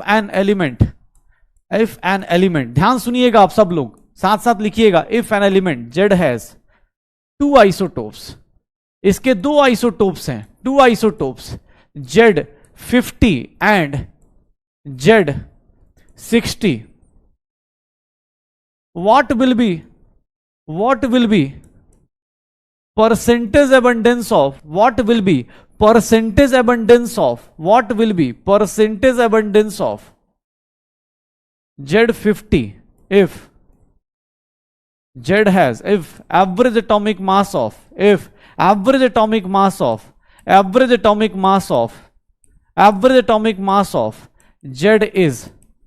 54, average atomic mass of Z is 54।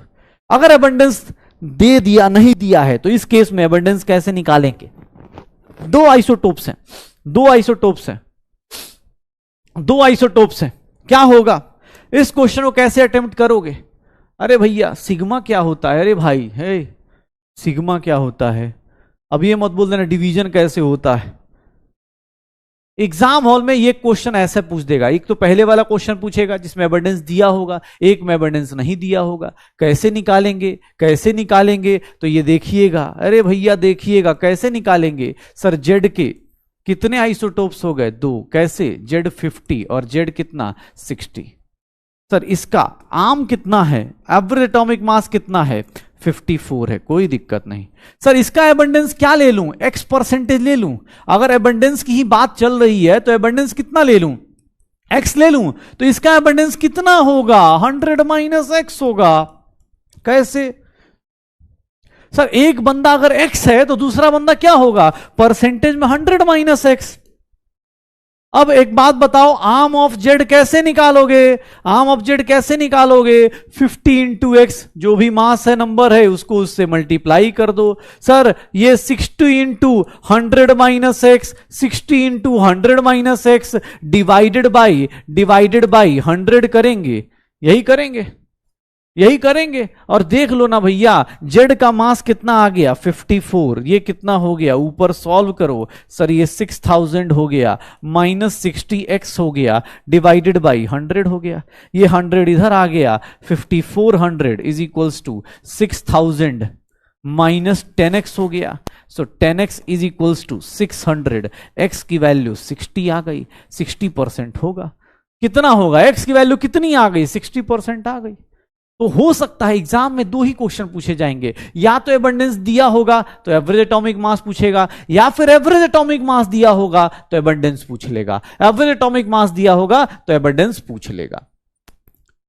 हाँ, आइसोटोप्स के केस में ही एटॉमिक मास डिफाइन होता है, ये बात ध्यान रखिएगा। आइसोटोप्स के मास में ही, आइसोटोप्स के केस में ही एवरेज एटॉमिक मास। क्यों, क्योंकि उसके लिए हर एक एलिमेंट अलग अलग। सोचो ना, जेड के दो एटम्स हैं, जेड के 2 एटम्स हैं बेटा।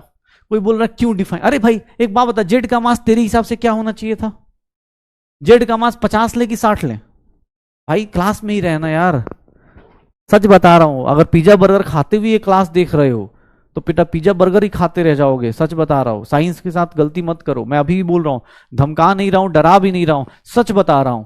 मैं पहले दिन ही बोला था, मैं पहले दिन ही बोला था कि भाई चुपचाप पढ़ना है तभी करना, अदरवाइज ये अब कोई बोलता है सर कैसे परसेंटेज का, अरे भाई एक का परसेंटेज एक्स ले ले यार। अब मैथ्स इतना तो मैथ्स पढ़ा होगा ना कि एक्स, तो दूसरे का कितना हो जाएगा 100 माइनस एक्स। अब परसेंटेज निकालने नहीं आता तो सर उसके लिए यार मैं अब रिस्पॉन्सिबल तो नहीं हूं यार, ठीक है, कि परसेंटेज कैसे आ गया सर। अब ये एक्स होगा तो दूसरा 100 में, परसेंटेज का मतलब 100 से कम करते हैं यार, अब मैं मैथ्स कैसे जाऊं वहां तक। फिर से बोलिएगा, देख लीजिए, कभी भी कोई भी एटम है जहां भी आइसोटोप्स होगा, प्लीज बेटा थोड़ा सा जो लोग भी सिंसियरली, अदरवाइज अभी भी आपके पास ऑप्शन है, अभी ज्यादा लॉस नहीं हुआ है, जहां ज्यादा 5000 का बैच लिया होगा इतना ही लॉस होगा, लेकिन लाइफ में बहुत परेशान हो गया अगले 2-4 महीने में, तुम उस पर उतर जाओगे कि अरे सर मैथ नहीं आती। ऐसे थोड़ी ही ना चलता है। एबंडेंस का मतलब क्या होता है, एबंडेंस, अच्छा यहां प्रॉब्लम फंसी। एबंडेंस मतलब नेचर में, हिंदी क्या होता है एबंडेंस का, नेचर में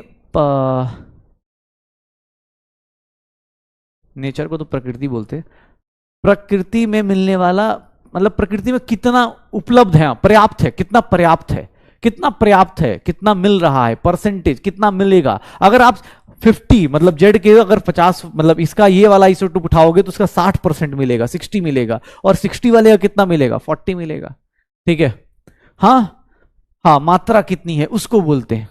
चलो कोई बात नहीं, मैंने बोला कि आइसोटोप्स में लड़ाई होनी शुरू हुई। आइसोटोप्स के केस में जैसे ही लड़ाई हुई, हमने बोला भैया यहां पर डिफाइन करेंगे एवरेज एटॉमिक मास, यहां पर डिफाइन करेंगे एवरेज एटॉमिक मास, कितना परसेंट वही है यहां, ठीक है, जो भी है। हाँ चलो चलो, हो गया, ठीक है। ये देखना अपने पास, मैंने बोला एवरेज एटॉमिक मास ऐसे डिफाइन होगा, आइसोटोप्स के लिए ऐसे डिफाइन होगा एवरेज एटॉमिक मास, ये हम लोग परसेंटेज निकालेंगे, परसेंटेज अबंडेंस होगा। हम लोग आइसोटोप्स में same atomic number but different mass number पढ़ रहे थे। चलो कोई क्वेश्चन पूछ रहा है, चलो एक क्वेश्चन करा देता हूं। कहां गया, अरे कहां गया इसका, अच्छा आज क्वेश्चन क्या, अच्छा चलो कोई नहीं, आपको डीपी मिल जाएगा, अभी और क्वेश्चंस भी दे दूंगा। चलिए अभी आप पहले ये कॉन्सेप्ट समझिएगा, क्योंकि मुझे ऐसा मत ऐसा सुनना, ये देना अपने पास, ये देखना, हाँ ये सुनना। अब मैं ये दो क्वेश्चन देता हूं, फटाफट आंसर निकालिएगा ताकि मुझे लगे कि आप साथ साथ चल रहे हैं।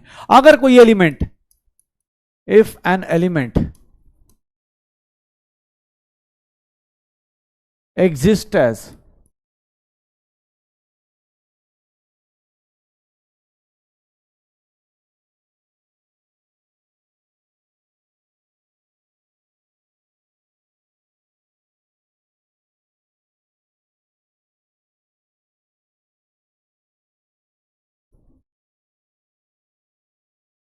इस क्वेश्चन को देखिएगा, एक एलिमेंट है,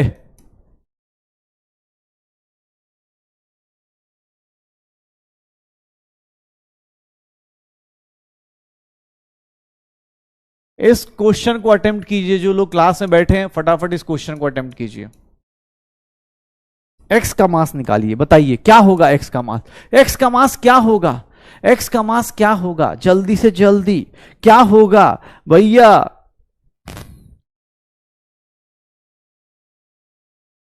कैसे निकलेगा, एटॉमिक नंबर और एटॉमिक मास में बेटा बहुत डिफरेंस है, जैसे बहुत ज्यादा डिफरेंस है भाई, कैसे आएगा।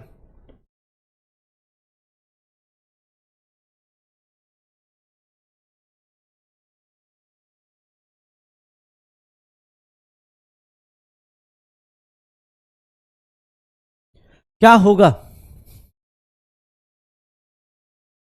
क्या होगा,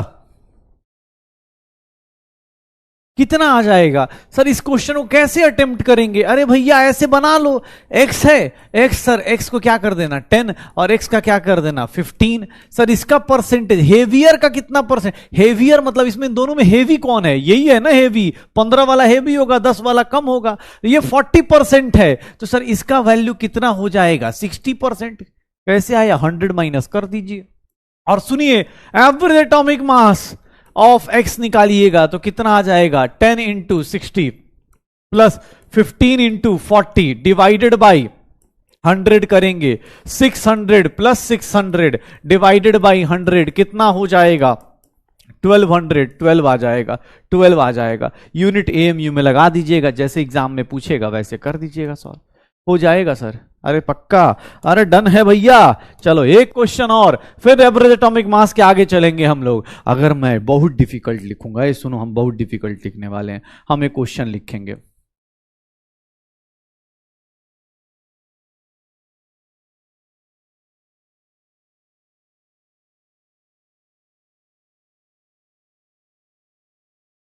ये क्वेश्चन देखिएगा, if the element has average atomic mass, average atomic mass, average atomic mass equal to, equal to कितना ले ले 36.36 ही ले लेते, एंड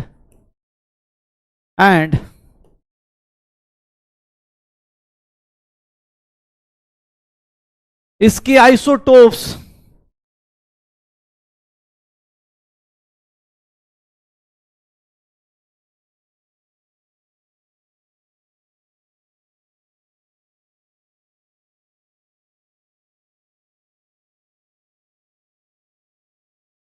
चलिए दोनों आइसोटोप्स का परसेंटेज एबंडेंस निकाल दीजिए, परसेंटेज एबंडेंस निकालिए, calculate percentage abundance of both isotopes. एक एलिमेंट है, एक एलिमेंट है भाई साहब, एक एलिमेंट है जिसका दो आइसोटोप्स है, 35 और 40 वाले आइसोटोप्स हैं। अब मुझे बताइए 35 क्या होगा, क्या होगा, 35 और 40 दो आइसोटोप्स हैं सर, इन दोनों को मिला के इसका एवरेज एटॉमिक मास कितने इक्वल है 36 के। परसेंटेज बताइए क्या आएगा, परसेंटेज क्या आएगा, परसेंटेज, परसेंटेज एबंडेंस निकालिए, हाँ परसेंटेज एबंडेंस निकालिए। भाई जो हिंदी मीडियम वाले हैं वो हिंदी मीडियम वाले थोड़ा स्लोली यार, इतना भी यार आइसोटोप्स का भाई हिंदी नहीं पता। अब यार बहुत ज़्यादा हिंदी मीडियम में हो तो यार आपके लिए अर्जुना हिंदी में भी शायद होगा, मुझे जहाँ तक लगता है, क्योंकि यार ये अब इसकी हिंदी मुझे भी नहीं पता यार, एटॉमिक मास का मैं हिंदी क्या ही बोल सकता हूँ आपको। प्लीज़ आप देख लीजिए, अदरवाइज मैं हिंदी में ही समझा रहा हूँ, बस हाँ इंग्लिश के टर्म्स यूज कर रहा हूँ। ये बैच इंग्लिश का है और कुछ नहीं। क्या होगा सर वाई के अपने पास Y35 है और Y40 है, Y40 है सर। Y का आम कितना है, एवरेज एटॉमिक मास कितना है 36। सर इसकी वैल्यू x% ले लूं तो इसकी वैल्यू क्या होगी, 100 माइनस x% होगी। बताइए इतना ले सकते हैं, ले सकते हैं कि नहीं ले सकते, ले सकते हैं ना भाई। तो भाई जनता क्या बोल रही है, जनता ये बोल रही है कि निकाल दो। Sir M arm of average atomic mass of Y निकालने जाओगे सर क्या होगा, 35 into x, 35 into x plus 40 into 100 minus x divided by 100 क्या हो जाएगा सर, ये किसके इक्वल होगा 36 के। सर इसको अटेम्प्ट करेंगे, 35x plus 4000 minus 40x is equals to 3600। Sir ये देख लीजिए 5x की वैल्यू कितनी आ गई 400, x की वैल्यू कितनी आ जाएगी 80, इसकी परसेंटेज कितनी आ जाएगी 80%, और दूसरे की परसेंटेज कितनी आ जाएगी 20%। पक्का हो जाएगा। तो सर आइसोटोप्स के केस में सर मास फ्रैक्शन में आ सकता है लेकिन एटॉमिक नंबर, एटॉमिक मास ये सब नहीं आ सकते। तो इस बात का ध्यान रखिएगा, इस बात का ध्यान रखिएगा। मास फ्रैक्शन में आ रहा है, आने दो, कोई दिक्कत नहीं, मास फ्रैक्शन में आ सकता है, एटॉमिक नंबर मास नंबर नहीं आ सकता। क्यों, क्योंकि एटॉमिक नंबर क्या था, नंबर ऑफ प्रोटॉन था, मास नंबर क्या था, number of proton plus neutrons था। पक्का। तो ये हमारे लिए आइसोटोप्स के केस में जब भी आपसे कोई पूछे, देखो मैंने ये स्टेटमेंट लिखा था और मैंने तभी बोला था मास, एटॉमिक मास आ सकता है। क्यों, क्योंकि सर ये एवरेज हो सकता है, ये एवरेज नहीं होते। किसी घर में 2 प्रोटॉन होंगे, 4 प्रोटॉन होंगे, 5 प्रोटॉन होंगे, लेकिन आपको कभी भी मास नंबर ये सब नहीं आएंगे। एटॉमिक मास हो सकता है, अभी आगे जाके पढ़ेंगे मोलर मास ये सब, तो वहां पर पता चल जाएगा। ठीक है, मोलर मास से पता चल जाएगा, ठीक है, मोलर मास ये सब पता चल जाएगा। तो आइसोटोप्स के केस में मेरे पास ये समझ में आ गया कि आइसोटोप्स के केस में ऐसे सॉल्व करना है। अब आइसो वर्ड्स में 2-4 आइसो वर्ड्स और भी होते हैं। एएमयू क्या होता है, एएमयू बेटा एटॉमिक मास यूनिट होता है। एएमयू एटॉमिक मास यूनिट होता है जो ये बताता है कि सर प्रोटॉन के मास को बोलते हैं एएमयू। ठीक है, हाँ परसेंटेज डेसिमल में भी आ सकता है, हाँ डेसिमल में भी आ सकता है, डेसिमल में भी आ सकता है। एक मिनट चलिए एक क्वेश्चन कीजिए, इस क्वेश्चन का आंसर क्या होगा, इस क्वेश्चन का आंसर क्या होगा, 1 मिनट।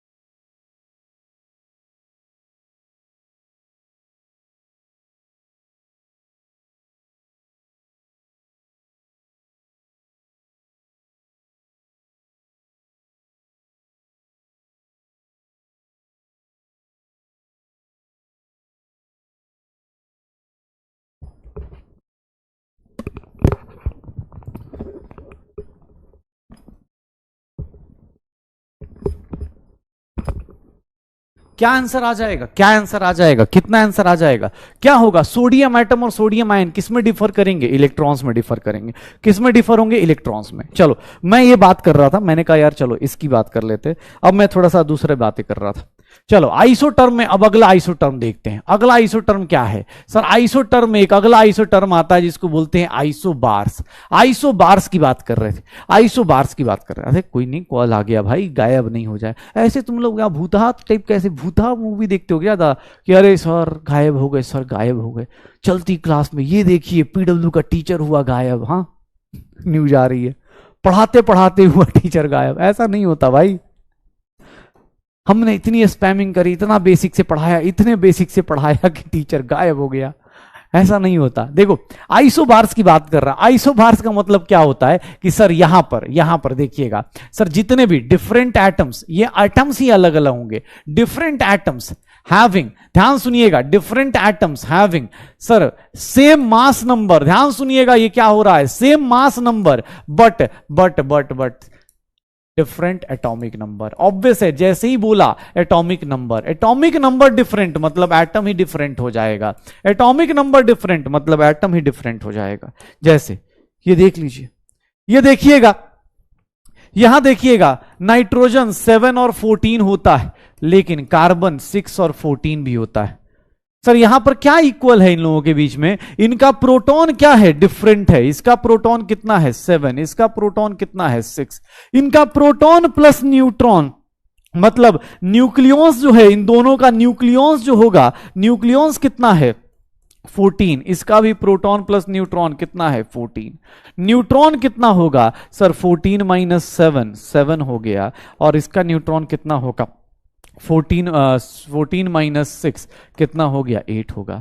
सर ये देख लो, ये दोनों लोगों को हम लोग क्या बोलेंगे? आइसोबार्स बोलेंगे। इन दोनों को आइसोबार्स बोलेंगे। मतलब आपका मास नंबर सेम हो, आपका मास नंबर सेम हो, बट एटॉमिक नंबर क्या हो? डिफरेंट हो। मास नंबर सेम हो, ये एटॉमिक नंबर डिफरेंट हो। ध्यान से देखिएगा, एक लाइन लिख रहा हूं इसके बारे में, एक लाइन लिख रहा हूं आइसोबार्स के बारे में कि सर इनका सेम नंबर ऑफ, आइसोबार्स किसको बोलते हैं? जिनके सेम नंबर ऑफ न्यूक्लियॉन्स होते हैं, मतलब न्यूक्लियस के अंदर कितने लोग रहेंगे वो सेम रहेंगे, but different number of protons होंगे। प्रोटॉन्स उनके क्या होंगे? डिफरेंट होंगे। देख लो सर, P प्लस एन की वैल्यू सेम रहेगी, बट नंबर ऑफ प्रोटॉन्स क्या होंगे? न्यूट्रॉन्स क्या होंगे? अलग अलग होंगे। जैसे कोई भी एग्जांपल ले लेते हैं, मैं ऐसे एक एग्जांपल ले लेता हूं, ये भी ले लेता हूं, कोई और एग्जांपल ले लेते हैं, ये रहा ना, ऐसे ही ले लेता हूं। ये भी क्या है? आइसोबार्स हैं। आइसोबार्स मतलब जिनका क्या हो जाए? एटॉमिक मास क्या हो जाए? एटॉमिक मास या मास नंबर क्या हो जाए? डिफरेंट हो जाए। मास नंबर क्या हो जाए? डिफरेंट हो जाए। Same number of nucleons but different number of protons, same number of nucleons but different number of protons, same number of nucleons but different number of protons. हो जाएगा sir, sure हो, isobars हो जाएगा। अच्छा, isobars करते ही अब मेरे मन में एक और ख्याल आया कि सर ऐसा भी तो हो सकता है आइसो इलेक्ट्रॉनिक। नाम से बताइएगा, नाम से। आइसो का मतलब सेम, इलेक्ट्रॉनिक मतलब सर सबका इलेक्ट्रॉन सेम, मतलब जहां पर जिनके पास सेम नंबर ऑफ इलेक्ट्रॉन्स आ जाए, जहां पर सेम नंबर ऑफ इलेक्ट्रॉन्स आ जाए उसको हम लोग क्या बोलेंगे? Iso electronic. जैसे मुझे कोई बताएगा sodium plus 11 23, sir fluorine minus 9 और 19, सर ऑक्सीजन -2 8 और 16। यहां पर सबके इलेक्ट्रॉन्स काउंट कीजिएगा, सबके इलेक्ट्रॉन्स काउंट कीजिएगा। नियॉन 10 और 20, इन सबके इलेक्ट्रॉन्स बताइए, सबके इलेक्ट्रॉन्स क्या आ रहे हैं? सबके इलेक्ट्रॉन्स कितने आएंगे? सबके इलेक्ट्रॉन्स बताइए। आइसो इलेक्ट्रॉनिक मतलब इलेक्ट्रॉन सेम, आइसो इलेक्ट्रॉनिक मतलब इलेक्ट्रॉन सेम, क्या हो जाएगा?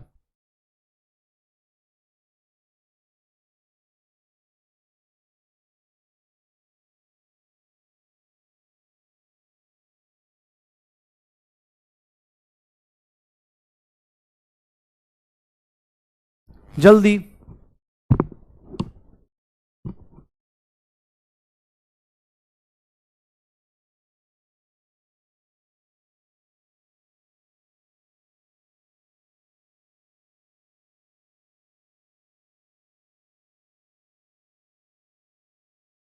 क्या होगा,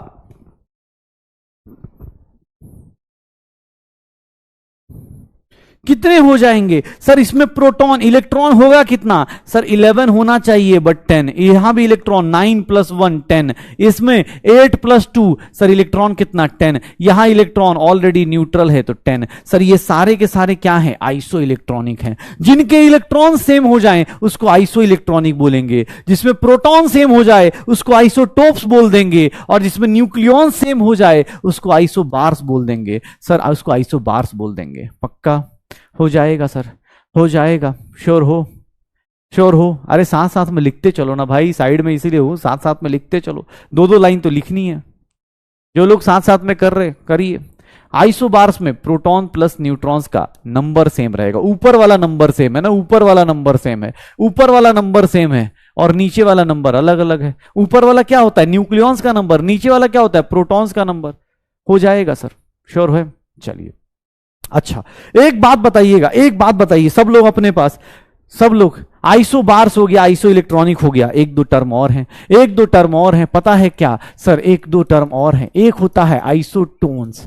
आइसोटोन्स किसको बोलते हैं, जहां पर सेम नंबर ऑफ न्यूट्रॉन्स होते हैं, जहां पर न्यूट्रॉन्स क्या हो जाएं, सेम हो जाएं, जहां पर सेम नंबर ऑफ न्यूट्रॉन्स हो जाएं। मतलब आइसोटोन्स, ये देखिएगा सर, अगर मैं कार्बन 6 और 14 बना दूं, ऑक्सीजन 8 और 16 बना दूं, सर इसमें देखेंगे प्रोटॉन कितना 6, यहां प्रोटॉन कितना 8, यहां इलेक्ट्रॉन कितना 6, यहां इलेक्ट्रॉन कितना 8, लेकिन न्यूट्रॉन्स काउंट करेंगे 14 - 6 क्या हो गया 8, यहां न्यूट्रॉन काउंट करेंगे 16 - 8 8। ये लोग आपस में न्यूक्लियॉन्स न्यूट्रॉन सेम है, तो इनको हम लोग क्या बोल देंगे, आइसोटोन्स बोल देंगे, आइसोटोन्स बोल दिया जाएगा। इनको क्या बोला जाएगा, आइसोटोन्स बोला जाएगा, इनको क्या बोला जाएगा, आइसोटोन्स।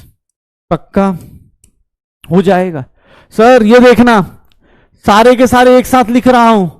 आइसोटोप्स में, आइसोटोप्स किसको बोलते हैं, आइसोटोप्स किसको बोलते हैं, आइसोटोप्स बोलते हैं हम लोग, आइसोटोप्स बोलते हैं जिसमें क्या हो जाएगा, जिसमें क्या हो जाएगा। आइसोटोप्स का मतलब क्या होता है सर, आइसोटोप्स का मतलब same number of protons. Iso bars का मतलब क्या होता है, आइसो बार का मतलब होता है सेम नंबर ऑफ न्यूक्लियॉन्स। जितना भी पढ़ा उसको सब साइड करते चलो, एक साथ लिखते जाओ। आइसो, आइसो इलेक्ट्रॉनिक का मतलब क्या हो गया, आइसो इलेक्ट्रॉनिक का मतलब क्या हो गया, same number of, same number of electrons, same number of electrons. और आइसोटोन्स का मतलब क्या हो गया, same number of neutrons. Exam hall में रिलेशन पूछेगा, बताते जाना, सेम नंबर ऑफ न्यूट्रॉन्स। चार ही टर्म बताए, चार टर्म देख लो, ये चार टर्म अपने पास हो जाएंगे। पांचवा देखिएगा, चार टर्म ये हो गए, पांचवा देखिएगा, ये देखिएगा पांचवा टर्म क्या होता है, पांचवा टर्म क्या होता है, न्यूट्रॉन सेम हो गया, रिटर्न अपने पास देख लो, ये देख लो, चार टर्म देख लो। आइसोटोप्स में प्रोटॉन सेम, आइसोबार्स में न्यूक्लियॉन सेम, न्यूक्लियॉन्स मतलब P+N, आइसोबार्स में P+N, न्यूक्लियॉन्स P+N, ये देख लो। अब देखिएगा एक नॉर्मल सा, एक बोलते हैं आइसोस्टर्स।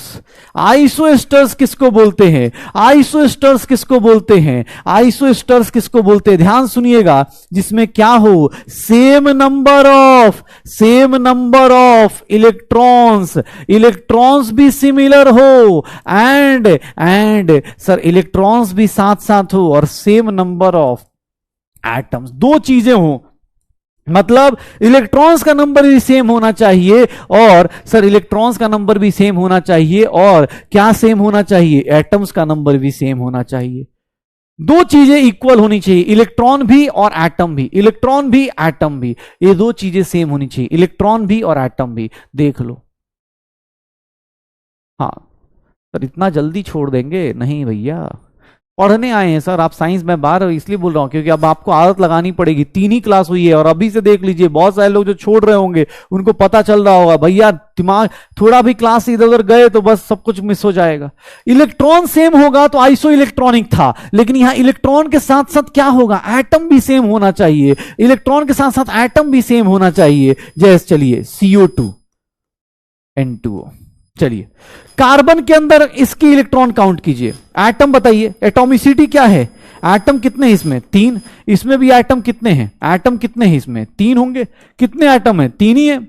सर इलेक्ट्रॉन काउंट कीजिए, इसके अंदर कितने इलेक्ट्रॉन होंगे, कार्बन के अंदर कितने इलेक्ट्रॉन्स होते हैं, चलिए एटॉमिक नंबर दिया है, एटम क्या होता है, एटॉमिसिटी कल याद है, एटॉमिसिटी याद है, हाँ एटॉमिसिटी याद है कि एटॉमिसिटी गया, ये देख लो क्या होगा, देखना कार्बन के अंदर कितने, सर कार्बन के अंदर कितने होंगे, 6 इलेक्ट्रॉन्स होते हैं, एटॉमिक नंबर से 6। और ये देखना ऑक्सीजन के अंदर कितने होते हैं, 8, कितने ऑक्सीजन के एटम्स हैं, 2, तो सर 6 + 16, 6 + 16 कितना हो जाएगा, 22 इलेक्ट्रॉन्स हो जाएंगे, इसके अंदर 22 इलेक्ट्रॉन्स हो जाएंगे, एटम सेम हो गया, इलेक्ट्रॉन देख लेते हैं, इसके इलेक्ट्रॉन काउंट करो। नाइट्रोजन में कितने इलेक्ट्रॉन्स होंगे, सर जितना उसका एटॉमिक नंबर 7 × 2 और प्लस ऑक्सीजन का 8, 14 + 8 कितना हो गया, 22। सर ये दोनों लोग क्या कहलाएंगे, सर ये दोनों लोग क्या कहलाएंगे, आइसोस्टर्स कहलाएंगे। आइसोस्टर्स का मतलब क्या होता है, आइसोस्टर्स का मतलब क्या होता है, आइसोस्टर्स का मतलब क्या होता है,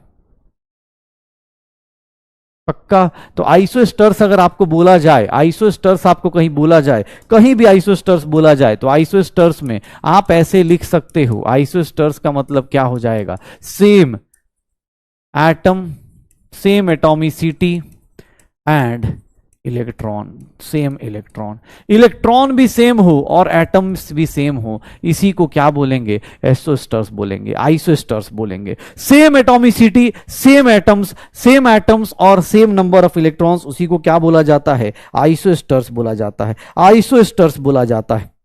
पक्का हो जाएगा सर। चलिए एक लास्ट वन, उसके बाद फिर आइसो वाला वर्ड सारे खत्म हो जाएंगे, आइसो वाले वर्ड सारे खत्म हो जाएंगे, आइसो वाले वर्ड सारे खत्म हो जाएंगे, ध्यान सुनिएगा अपने पास, आइसोस्टर्स, ठीक है, एक लास्ट वर्ड, उसके बाद बेटा सब खत्म हो जाएगा, ये देखिएगा, एक लास्ट वन, उसके बाद सब फिनिश करते हैं, दैट इज आइसोडायाफर्स। एक लास्ट वन, उसके बाद आइसोडायाफर्स। आइसोडायाफर्स क्या बोलते हैं कि सर ध्यान सुनिएगा, आपको आइसोडायाफर्स का मतलब क्या होता है, जहां पर सेम डिफरेंस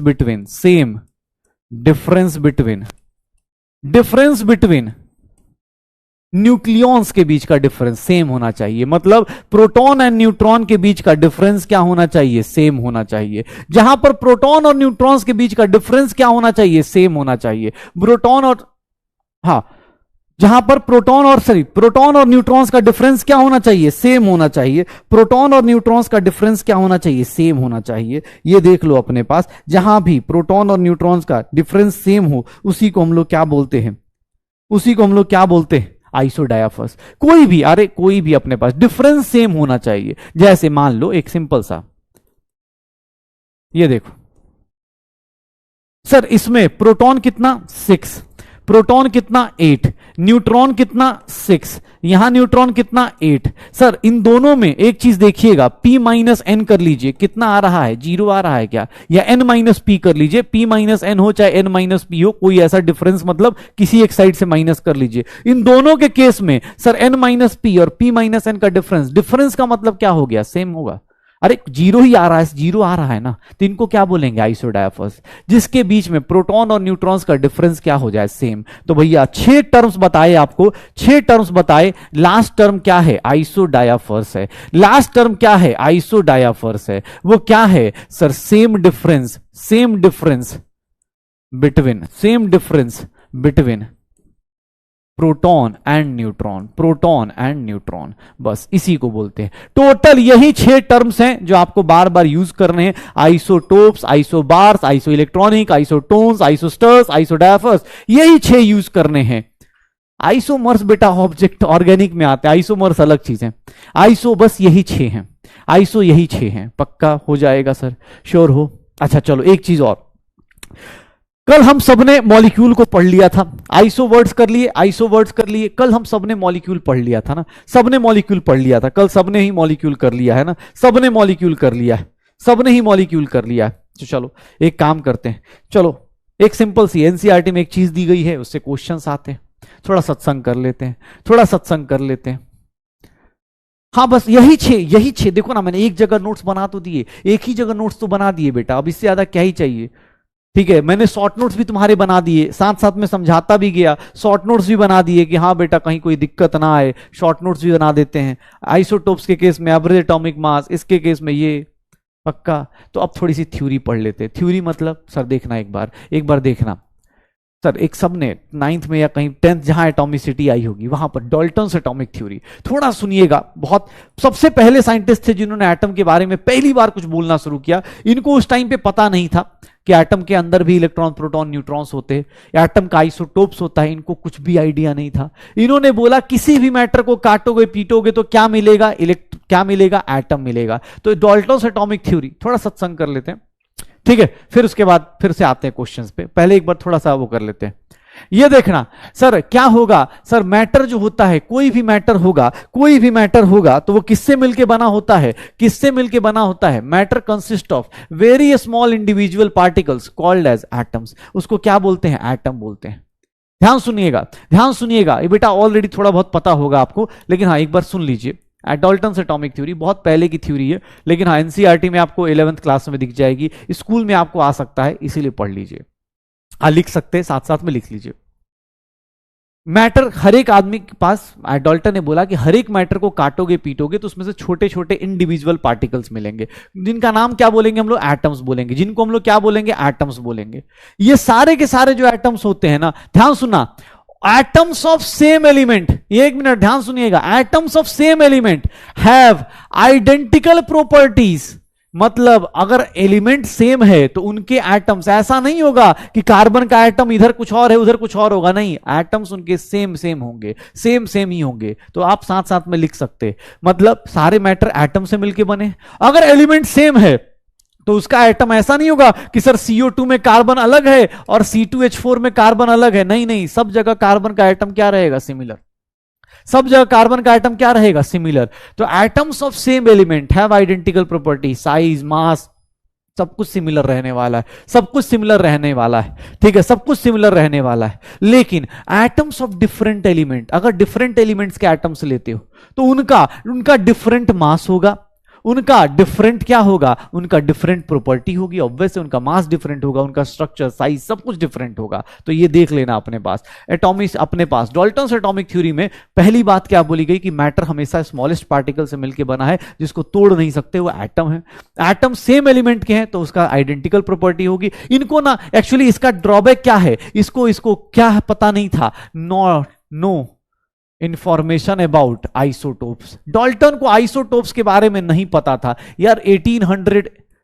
1808 में इंडिया में कोई साइंस पढ़ना नहीं चाह रहा था, उस टाइम बेचारा बात कर रहा है, तो यार ठीक है ना, उस टाइम में क्या है, ठीक है बेचारा गलती हो गई उससे, कोई बात नहीं, माफ करते हम लोग, माफ करते, आगे चलते। उसको आइसोटोप्स के बारे में पता ही नहीं था कि आइसोटोप्स की प्रॉपर्टी अलग अलग हो जाती है, ठीक है, अलग अलग चीज आती है। ये देखना, व्हेन एटम्स ऑफ डिफरेंट और same elements combine together to form compounds, they combine in a fixed ratio, और वो रेशियो क्या होती है, होल नंबर। क्यों, उसने देखो उस टाइम पे ये बात बोली कि भैया जब भी कोई कंबाइन करेगा ना तो ऐसे फॉर्मूला बनाएगा, कभी ऐसा नहीं होगा कि H1.97 ऑक्सीजन सर ऐसे बन रहा है 1.23, ऐसा नहीं बनेगा। ये फ्रैक्शन नहीं होगा, ये हमेशा होल नंबर होगा। जब भी दो एटम्स कंबाइन करते हैं, वो क्या होंगे, वो क्या हो जाएंगे सर, होल नंबर रेशियो में होंगे। जब भी दो एटम्स कंबाइन होंगे तो होल नंबर रेशियो में होंगे, सर वो फ्रैक्शन में नहीं होंगे, ठीक है, फ्रैक्शन में नहीं होंगे, ठीक है। दूसरी चीज, एटम्स ऑफ टू एलिमेंट्स में combine in different ratios to form, sir atoms of two elements में combine in different ratios to form more than one compound, एक से ज्यादा कंपाउंड्स बना सकते हैं। फॉर एग्जांपल जैसे मैं देखो ना, हाइड्रोजन प्लस ऑक्सीजन H2O भी बना सकता है, H2O2 भी बना सकता है, अलग अलग कंपाउंड्स भी बना सकते हैं। एंड द लास्ट वन कि सर एटम किसी भी रिएक्शन में can not get destroyed, created, सिर्फ और सिर्फ क्या होता है, रीऑर्गेनाइज होता है, सिर्फ और सिर्फ क्या होता है, रीऑर्गेनाइज होता है, सिर्फ और सिर्फ क्या होता है, रीऑर्गेनाइज होता है। पक्का? तो ये देख लीजिएगा डाल्टन्स एटॉमिक थ्योरी में, डाल्टन्स एटॉमिक थ्योरी में। अरे भाई कौन है यार, बेटा 10th में हो, फालतू का भाषण मत दिया करो तुम यार। मैंने कब बोला कि इंडिया में लोग अच्छे लोग नहीं थे, पहले के लोग नहीं थे? मुझे मत सिखाओ ना यार, ठीक है? आजकल ज्यादा यूट्यूब मत देखा करो, होगा कुछ नहीं, देश रहेगा, तुम भी रहोगे, हम भी रहेंगे। मुझे ज्ञान दे रहा है कि महर्षि कर्नाड ने पहले, अरे भाई मुझे ही पता है, मैं इंडिया के बारे में मैं बोल रहा हूँ, इंडिया में 1808 में नहीं कोई पढ़ रहा था, उससे पहले हमारे यहाँ और भी बहुत सारे लोग थे भाई। पढ़ लेना यार, ज्यादा यूट्यूब पे ज्ञान मत करा कर। ये पार्टियां आती जाती रहेंगी, तुम रह जाओगे इधर ही, झंडा ढोते रह जाओगे। पढ़ने आए हो पढ़ लो, मुझे बता रहे हैं, ठीक है भाई? पढ़ ले, सिंपल सा। ये सब चीजों में पढ़ोगे ना तुम्हें पता, इसीलिए लोग बोलते हैं ना कि इंस्टाग्राम का यूज क्या है, तो ऐसे लोग बन जाते, हाँ ऐसे लोग हो जाते भाई। ऐसा मत करना, पढ़ाई करो, ठीक है?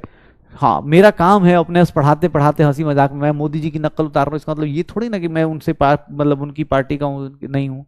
मैं गांधी का मजाक उड़ा रहा हूँ, तो इसका भाई मुझे मत बोलना यार। हम टीचर्स हैं, तुम स्टूडेंट हो, हमारा कोई जाति धर्म नहीं है, यहाँ सब बराबर है, ये नॉलेज सबके लिए है। ऐसा नहीं है कि नीट में जाओगे तो अभी मतलब क्या ही बोला जाए, ज्ञान दे रहे कुछ भी, ठीक है? प्लीज पढ़ाई कीजिए सब लोग, ठीक? कर्नाड महर्षि मुझे बता रहे हैं, ठीक है? मुझे बता रहे हैं कि अच्छा कोई काम नहीं आएगा, एक बात जान जाओ, कोई तुम्हारा फ्री में एडमिशन नहीं करेगा, किसी पार्टी के मैनिफेस्टो में नहीं मिलेगा कि हाँ जो बच्चा पढ़ाकू होगा उसको कर देंगे, कहीं नहीं मिलेगा। पढ़ना पड़ेगा, मेहनत करनी पड़ेगी, मजदूरी करनी पड़ेगी। जो मजदूर है वही है सामने, जिनका पैसा है वो सामने होते भी नहीं है, वो चुपचाप अपना ले लेते हैं एडमिशन, उनको फर्क भी नहीं पड़ता तुम्हारे जैसे लोगों से, ठीक है? तो ज्यादा ज्ञान मत दो यहाँ टीचर्स को, ठीक है? कुछ भी है, सीधी सी बात है, we respect every religion, every dharma, every caste, सबको रिस्पेक्ट देनी है हमें, सबको, सारे लोगों को। हम इंडिया को भी रिस्पेक्ट देते हैं, बाहर के साइंटिस्ट को भी रिस्पेक्ट देंगे, क्योंकि ऑब्वियस साइंस है भाई, ठीक है? मुझे बता रहा है कि सर आपने इंडिया के और उसको रिस्पेक्ट नहीं दिया। अलग अलग भाई, पढ़ ले, ठीक है? घर वाले ऐसे ही इस तरह फालतू आप वो कर देते, दिक्कत वो नहीं है, दिक्कत ये है ना, ये लोग पता है क्या करते हैं, ये लोग वैसे लोग ना वीडियो काट लेते हैं और वो इंस्टाग्राम पे चला देंगे, ये देखिए पीडब्ल्यू का टीचर बोल रहा है कि इंडिया मतलब बेकार था, पहले फ्रस्ट्रेट था। भाई पढ़ाने के लिए बोल रहे हैं, ऐसा कुछ नहीं है। दिक्कत वो है ना तुम लोगों के साथ कि हाँ भाई वीडियो काटो डाल दो, पता चला इंस्टाग्राम पे वो कर रहे हैं कि देखिए, और आजकल मीडिया भी ऐसी है। तो भाई प्लीज पढ़ो, सिंपल सी चीजें। ये मैं बोल रहा था डाल्टन्स एटॉमिक थ्योरी क्या था, कि matter consist of small particles, जिसका नाम होता है एटम। ये सारे के सारे अगर सेम एलिमेंट के एटम्स है तो उनका साइज सेम होगा, मास सेम होगा, उनकी प्रॉपर्टी सेम होगी। उस बेचारे को आइसोटोप्स के बारे में नहीं पता था, अगर आज के टाइम पे होता तो उसको पता होता और वो सही कर लेता, लेकिन वो चला गया बेचारा, निकल गया। दूसरा, अगर डिफरेंट एलिमेंट्स हैं, अगर डिफरेंट एलिमेंट्स हैं तो उनके पास डिफरेंट मास होगा, डिफरेंट केमिकल प्रॉपर्टीज होंगी। डिफरेंट एलिमेंट्स के डिफरेंट, कार्बन का एटम अलग, नाइट्रोजन का एटम अलग, ऑक्सीजन का एटम अलग, ये अलग होगा। रेशियो, अगर एटम्स कंबाइन करते हैं तो एटम्स कभी भी कंबाइन करेंगे, तो एटम्स जब भी कंबाइन करते हैं होल नंबर रेशियो में कंबाइन करते हैं। आप कभी भी किसी का कॉम्बिनेशन करोगे, मान low carbon plus oxygen combine करेगा तो सर CO बनाएगा, CO2 बनाएगा, सर C3O4 बना देगा। सर यहां देखो ना, 1:1, 1:2, एक एटम दो एटम से कंबाइन, 3 एटम 4 एटम से कंबाइन कर रहा है, मतलब फ्रैक्शन में कंबाइन नहीं करता। सर किस में कंबाइन करता है? सर होल नंबर में करता है, 1 2 4 5 ऐसे कंबाइन करता है। दूसरा, सर एटम्स ऑफ 2 एलिमेंट्स में कंबाइन इन डिफरेंट और सेम रेशियो। जैसे देखो ना अपने पास नाइट्रोजन प्लस ऑक्सीजन, अगर ये कंबाइन करता है तो एक ही कंपाउंड थोड़ी ना बनाएगा भाई, ये बहुत सारे कंपाउंड बनाएगा, N2O, NO2, ऐसे देखो ना कितनी अलग अलग कॉम्बिनेशन कर रहा है ये, N2O3 कितने कंपाउंड्स बना लेगा। तो अलग अलग लोगों के अलग अलग कंपाउंड्स बनेंगे। और किसी भी केमिकल रिएक्शन में कोई भी नया एटम क्रिएट या डिस्ट्रॉय नहीं होता। हम सब लोग बैलेंसिंग करके आए हैं, हम सब लोग बैलेंसिंग करके आए ना। बैलेंसिंग में क्या करते थे? एटम ही तो कंजर्व करते थे, एटम को ही तो डिस्ट्रॉय नहीं होने देते थे। अगर इधर 2 एटम है तो प्रोडक्ट में भी 2 एटम होगा, अगर प्रोडक्ट में 4 एटम है तो इधर भी 4 एटम होंगे, यही तो पढ़ रहे थे। तो डाल्टन्स एटॉमिक थ्योरी ये कहा जाता है, डाल्टन्स एटॉमिक थ्योरी ये कही जाती है। पक्का हो जाएगा? अरे पक्का। अरे चलो, कितने लोगों को एटॉमिसिटी याद है? जल्दी करो, एटॉमिसिटी खत्म करते। मुझे कल मैंने बहुत मेहनत से बहुत हार्ड हार्ड चीज पढ़ाई थी, एटॉमिसिटी पढ़ाई थी भाई साहब, एटॉमिसिटी। हाँ, कितने लोग याद है? अब लास्ट कल का एटॉमिसिटी जो आपने पढ़ा है, आज देखो, सुनो, बहुत हार्ड क्वेश्चन, बहुत हार्ड। देख रहे हो कितना हार्ड हार्ड चल रहा है, ये समझ में नहीं आ सकता, पहले बता रहा हूं, एटॉमिसिटी कल हार्ड थी और आज भी हार्ड है। सुनना, अरे सच में हार्ड है भाई, कंसंट्रेशन, फोकस बढ़ाना है भाई, ठीक है फोकस बढ़ाना है। सुनना, अगर मैंने H2SO4 लिया, कल भी हमने H2SO4 लिया था, तो सर H2SO4 में 2 एटम हाइड्रोजन के थे, सल्फर का 1 एटम था, ऑक्सीजन का 4 एटम था। मुझसे किसी ने पूछ दिया कि सर एक बात बताइए, H2SO4 में आपने कल एटम तो बता दिए कि 2 एटम ऑफ हाइड्रोजन है, सर 1 एटम ऑफ सल्फर है, ये तो हम सब लोग बता चुके हैं। सर 4 एटम ऑफ क्या है अपने पास? ऑक्सीजन है। सर हमने कल एक लाइन लिखी थी कि मॉलिक्यूल से अगर एटम में जाते हो तो सर इधर से इधर जाते टाइम सर मल्टीप्लाई करोगे एटॉमिसिटी से, और इधर से उधर आते टाइम इधर से इधर जाना है तो सर डिवाइड करोगे एटॉमिसिटी से। ये बात हमने पिछली क्लास में पढ़ा भी था और नोट भी किया था, बहुत मजे में ये चीज हमने पढ़ी थी और हमने नोट कर लिया था ये चीज कि हाँ यार ये होगा, ये हमने सबने किया हुआ है। अच्छा सुनना है, बहुत ये मॉलिक्यूल बना कैसे, पहले ये बताओ। एटम से मिलके बना है। अब मैं देखना क्या पूछ रहा हूं सर, इसके अंदर, पूरे मॉलिक्यूल के अंदर इलेक्ट्रॉन बताइए, कैसे निकालेंगे? सर इस पूरे मॉलिक्यूल में कितने इलेक्ट्रॉन होंगे, कैसे निकालेंगे? तो सर इलेक्ट्रॉन कैसे आएगा? हाइड्रोजन के इलेक्ट्रॉन, सल्फर के इलेक्ट्रॉन, ऑक्सीजन के इलेक्ट्रॉन, इन्हीं को ऐड करोगे ना। H2SO4 के अंदर इलेक्ट्रॉन कोई पूछेगा तो कैसे निकालोगे भाई? H2SO4 के अंदर अगर इलेक्ट्रॉन कोई पूछेगा तो कैसे निकालोगे? सर सबके एटम एटम का ऐड कर दो। हाइड्रोजन के कितने इलेक्ट्रॉन होते हैं? सर एटॉमिक नंबर 1, 2 एटम है 2। सल्फर के कितने इलेक्ट्रॉन्स होते हैं? एटॉमिक नंबर सर 32 रही, कितना 16। सर ऑक्सीजन के कितने होते हैं? 8। कितने एटम्स हैं? 4। सर ये निकाल सकते हैं, कितने निकाल सकते हैं? ये देख लो, 2 + 16 + 32 क्या होगा? सर ये क्या होगा? 50 इलेक्ट्रॉन होंगे क्या? एक मॉलिक्यूल के अंदर 50 इलेक्ट्रॉन होंगे क्या? अरे होंगे कि नहीं होंगे? ठीक है, 50 इलेक्ट्रॉन होंगे क्या? अरे नया कुछ पढ़ा ही नहीं रहा हूं भाई, बस यूज करना सिखा रहा हूं और आज एक होमवर्क देने वाला हूं। डीबीपी तो होमवर्क ही है, क्लास में भी होमवर्क मिलेगा। ये देखिएगा, किसी ने बोला sir sir sir sir proton बताइए, प्रोटॉन बताइए, कितने प्रोटॉन होंगे? प्रोटॉन कितने होंगे? चलिए बताइए आप लोग। न्यूट्रॉन बताइए, कितने न्यूट्रॉन होंगे? चलिए बताइए, मुझे तो आता नहीं, आप लोग बताइए। किसी भी मॉलिक्यूल को देख के, कल हमने एटॉमिसिटी पढ़ी है, आज उन सारे एटम्स का फीचर ऐड कर लीजिए। सर प्रोटॉन हाइड्रोजन के अंदर 1 × 2, सर सल्फर का 16, 8 × 4, सर ऐड करेंगे प्रोटॉन 50 आएगा। न्यूट्रॉन्स में गलती होगी, न्यूट्रॉन में, हाइड्रोजन के अंदर कोई न्यूट्रॉन नहीं होता।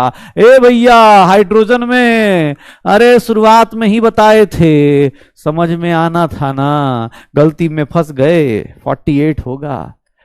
प्रोटॉन और इलेक्ट्रॉन सेम होंगे लेकिन न्यूट्रॉन्स अपने पास 48 होंगे। क्यों? क्योंकि सर हाइड्रोजन के पास कोई न्यूट्रॉन नहीं होता। 1H1, 1H1 क्या होगा? 1H1 क्या होगा? हो जाएगा सर 48 हो जाएगा। अच्छा मास कैसे निकालोगे? सर H2SO4 का मास निकालना है, कैसे निकालेंगे H2SO4 का मास? H2SO4 का मास कैसे निकालेंगे? क्या होगा मास? क्या होगा मास? क्या होगा? अरे सर मास कितना होगा? हाइड्रोजन का मास कितना होता है? Atomic mass 1। सर 2 एटम है तो 2। सल्फर का मास कितना होता है? 32। ऑक्सीजन का मास कितना होता है? 16 × 4। सर ये कितना हो गया? 2 + 32 + 64 ऐड करेंगे कितना आ जाएगा? 98 आ जाएगा। तो मास निकाल सकते हैं। किसी मॉलिक्यूल को देखेंगे, कल तक H2SO4 को देख रहे थे, उसकी मॉलिक्यूलरिटी निकाल रहे थे, एटॉमिसिटी निकाल रहे थे। आज इलेक्ट्रॉन, प्रोटॉन, न्यूट्रॉन, मास सब कुछ निकाल सकते हैं। हो जाएगा? अरे होगा कि नहीं होगा? क्या लगता है देश के वासियों, 11th क्लास वासियों? चलो, क्या होगा सर? सबका ऑब्वियस है ना। एक मिनट देखना, कल बेटा छुट्टी है, कल ईद की छुट्टी है आपके पास। चलिए ये देखिएगा, चलो इसको बताओ, CH4 का बताओ। CH4 के अंदर इलेक्ट्रॉन कितने, प्रोटॉन कितने और न्यूट्रॉन कितने, और इसका मास कितना? चलो बताइए, शुरू हो जाइए, शुरू हो जाइए। क्या होगा? अरे मेरे को नहीं आता यार, तुम लोग बताओ, मुझे आता ही नहीं ये सब चीजें।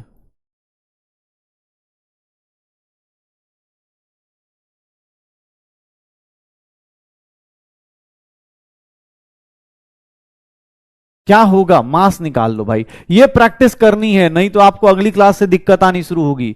क्या होगा? जल्दी जल्दी जल्दी जल्दी, क्या करेंगे?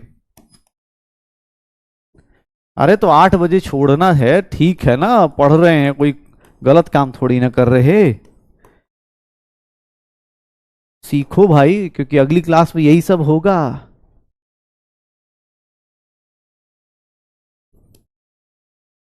अगली क्लास में इसी के ऊपर अब डायरेक्ट क्वेश्चन मिलेगा, आज डीपीपी में भी क्वेश्चन मिल जाएगा।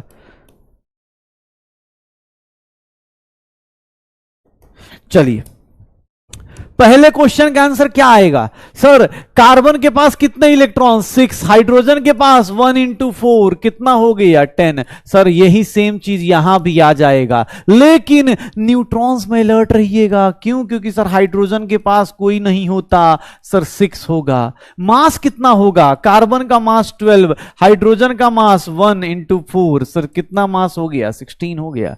मास निकल जाएगा सर, 16 होगा। 16 होगा पक्का। हाइड्रोजन के पास न्यूट्रॉन नहीं होता भाई, मैं पूछ थोड़ी ना रहा हूं, न्यूट्रॉन नहीं होता उससे। अब उससे हाइड्रोजन से पूछने जाएंगे क्या क्यों नहीं होता? बोला क्यों नहीं होता? अरे भाई नहीं होता यार, हाइड्रोजन बेचारा वैसा सबसे छोटा एलिमेंट है, उसके अंदर न्यूट्रॉन नहीं होता। ठीक है, ये देखो, हाँ ये देखिएगा, इलेक्ट्रॉन की बात करूं तो हाइड्रोजन के अंदर ऑब्वियस है 1 इलेक्ट्रॉन +2, और यहां पर ऑक्सीजन का 8, 10 हो गया। यहां पर भी सेम हो जाएगा, लेकिन सर यहां देखेंगे न्यूट्रॉन में 0 इंटू 2 +8 हो गया सर 8। मास कितना होगा? वाटर का मास कितना होगा? 1 इंटू 2 +16 कितना हो जाएगा? 18। अच्छा चलो, ये हाँ ये बड़ा यूनिक केस है, 1 मिनट देखना, ये बेटा बड़ा शानदार है, बड़ा शानदार है। कार्बन का न्यूट्रॉन कैसे निकालते हैं? एटॉमिक नंबर मास नंबर याद है, उसी से निकालना है। ये देखिएगा, इसमें देखिएगा बड़ा प्यारा सा क्वेश्चन है। सर कार्बन के अंदर इलेक्ट्रॉन कितना? 6। ऑक्सीजन के अंदर कितना? 8 इंटू 3। लेकिन एक बात बताऊं, इसके अंदर 2 इलेक्ट्रॉन, -2 है ना, इसका मतलब क्या होगा सर? 2 इलेक्ट्रॉन्स और होगा, 6 + 24 + 2 होगा। सर इलेक्ट्रॉन कितने होंगे? 32। प्रोटॉन कितने होंगे? सर प्रोटॉन में ऐड नहीं होता, सर प्रोटॉन अपने पास कितना होगा? 30। न्यूट्रॉन्स कितना होगा? 30। सर देख लीजिए, डिफरेंस याद रखिएगा, इस तरह क्वेश्चन आ जाए, इस तरह क्वेश्चन आ जाए, ध्यान सुनना। ये देखना, बड़ा प्यारा सा क्वेश्चन है। सर कार्बन का 6, इसका सर 8 3 और -2, मतलब 2 इलेक्ट्रॉन और गेन कर लिए। अगर 2 इलेक्ट्रॉन और गेन करे तो कितना हो जाएगा? 32 हो जाएगा पक्का। सर देखो, प्रोटॉन में चेंज नहीं होगा, न्यूट्रॉन सेम रहेगा। मास कितना होगा? इलेक्ट्रॉन का मास कितना लेते थे? इलेक्ट्रॉन के आने और जाने से कोई फर्क पड़ता था क्या? इलेक्ट्रॉन की कोई वैल्यू होती थी क्या? इलेक्ट्रॉन को कोई पूछता था क्या? इलेक्ट्रॉन को कोई नहीं पूछता। मास क्या रहेगा? कार्बन का मास कितना हो गया? 12। ऑक्सीजन का मास कितना हो गया? 16 इंटू 3। इलेक्ट्रॉन के आने और जाने से कोई फर्क नहीं पड़ता। सर सीधा सीधा इसका मास कितना ले लेंगे? 60 ले लेंगे। इलेक्ट्रॉन के आना जाना कोई फर्क नहीं पड़ेगा। सर इसका बताइए, इसका बताइए, C6H12O6, C6H12O6, जल्दी। न्यूट्रॉन बेटा, भाई एटॉमिक नंबर मास नंबर याद करने के लिए मैंने बोला है। अभी भी जो लोग नहीं याद करके बैठे हैं भैया, 1 से लेकर अब 20 के बदले अब 30 तक याद कीजिए। अगले हफ्ते 30 तक याद होना चाहिए, 1 to 30 तक आपका एटॉमिक नंबर और एटॉमिक मास याद होना चाहिए, नहीं तो आपके लिए अब दिक्कत हो जाएगी। 1 to 30, आज का होमवर्क 1 to 30। ये देखिएगा इलेक्ट्रॉन कितना होगा, कार्बन के अंदर 6 इंटू 6, हाइड्रोजन के अंदर 1 इंटू 12, सर ऑक्सीजन के अंदर 8 इंटू 6, कितना हो गया 36 प्लस 12 प्लस कितना हो गया 48, कितना हो गया सर 96 हो गया।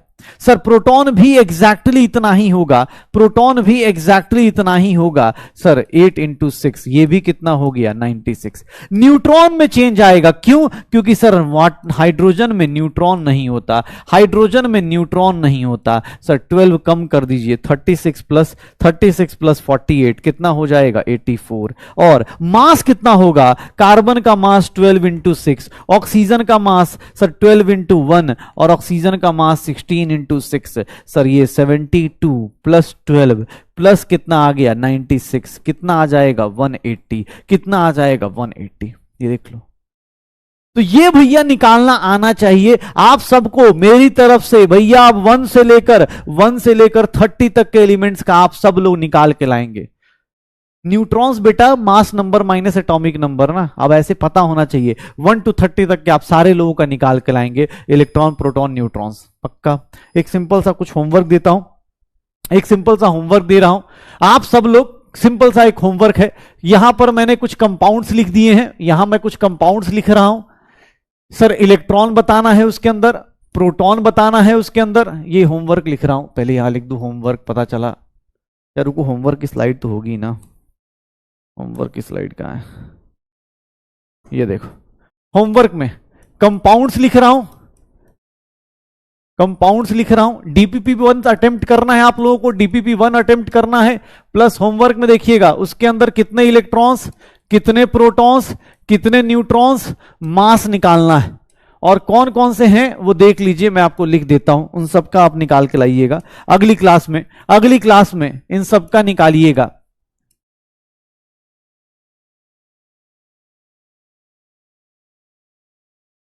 ये अगली क्लास में लेके आइएगा।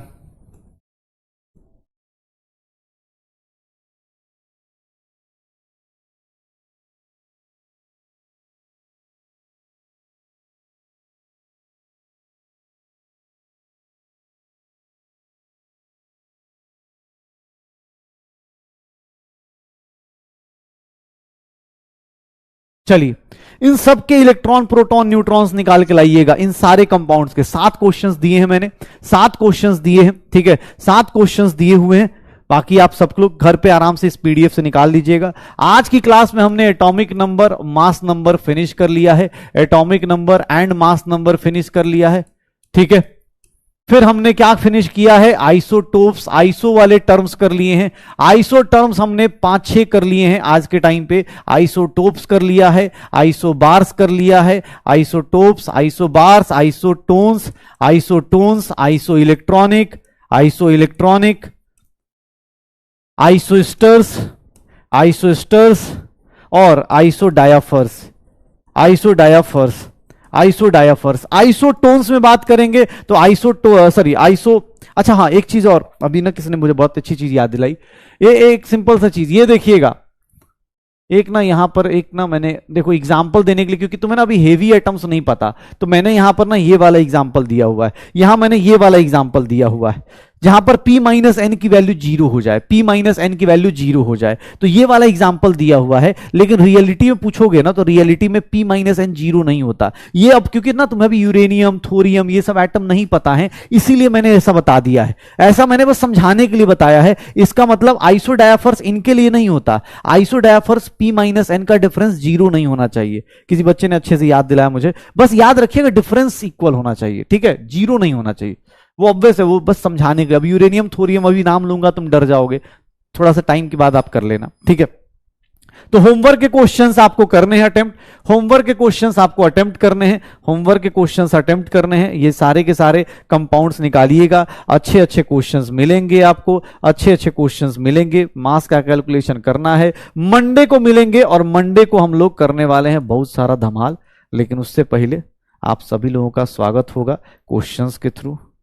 अबे भाई खत्म हो जाए यार, हाँ ठीक है। ये हमारा समरी था, आइसोडायाफर्स हो गया एंड एवरेज एटॉमिक मास भी हमने आज कर लिया है, एवरेज एटॉमिक मास भी हमने आज कर लिया है, ठीक है।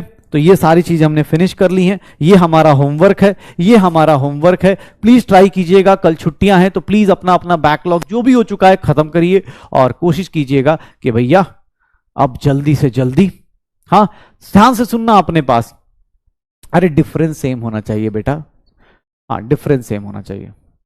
डीपीपी अभी मिल जाएगा आपको, आप डीपी अटेम्प्ट कर सकते हैं, ठीक है। मॉड्यूल से क्वेश्चन बेटा अगले वीक से स्टार्ट कर लेंगे, मॉड्यूल सबके पास धीरे धीरे पहुंच भी जाएगा, मॉड्यूल से क्वेश्चन अगले वीक में स्टार्ट कर लेंगे। सब लेक्चर के बगल में ही डीपी मिल जाता है। सारे अर्जुनास अच्छे से कल छुट्टी एंजॉय कीजिए, अभी ज्यादा जिंदगी अभी बर्बाद नहीं हुई है।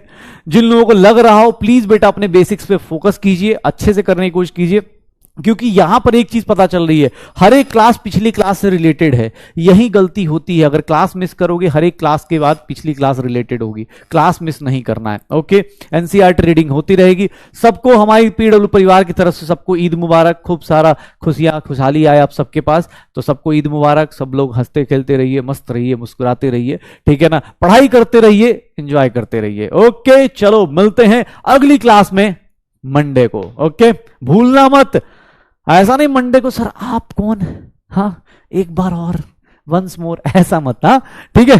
तो चलो दुआओं में याद रखना। ओके बाय बाय, मॉड्यूल मिल जाएगा भाई, मॉड्यूल मिल जाएगा।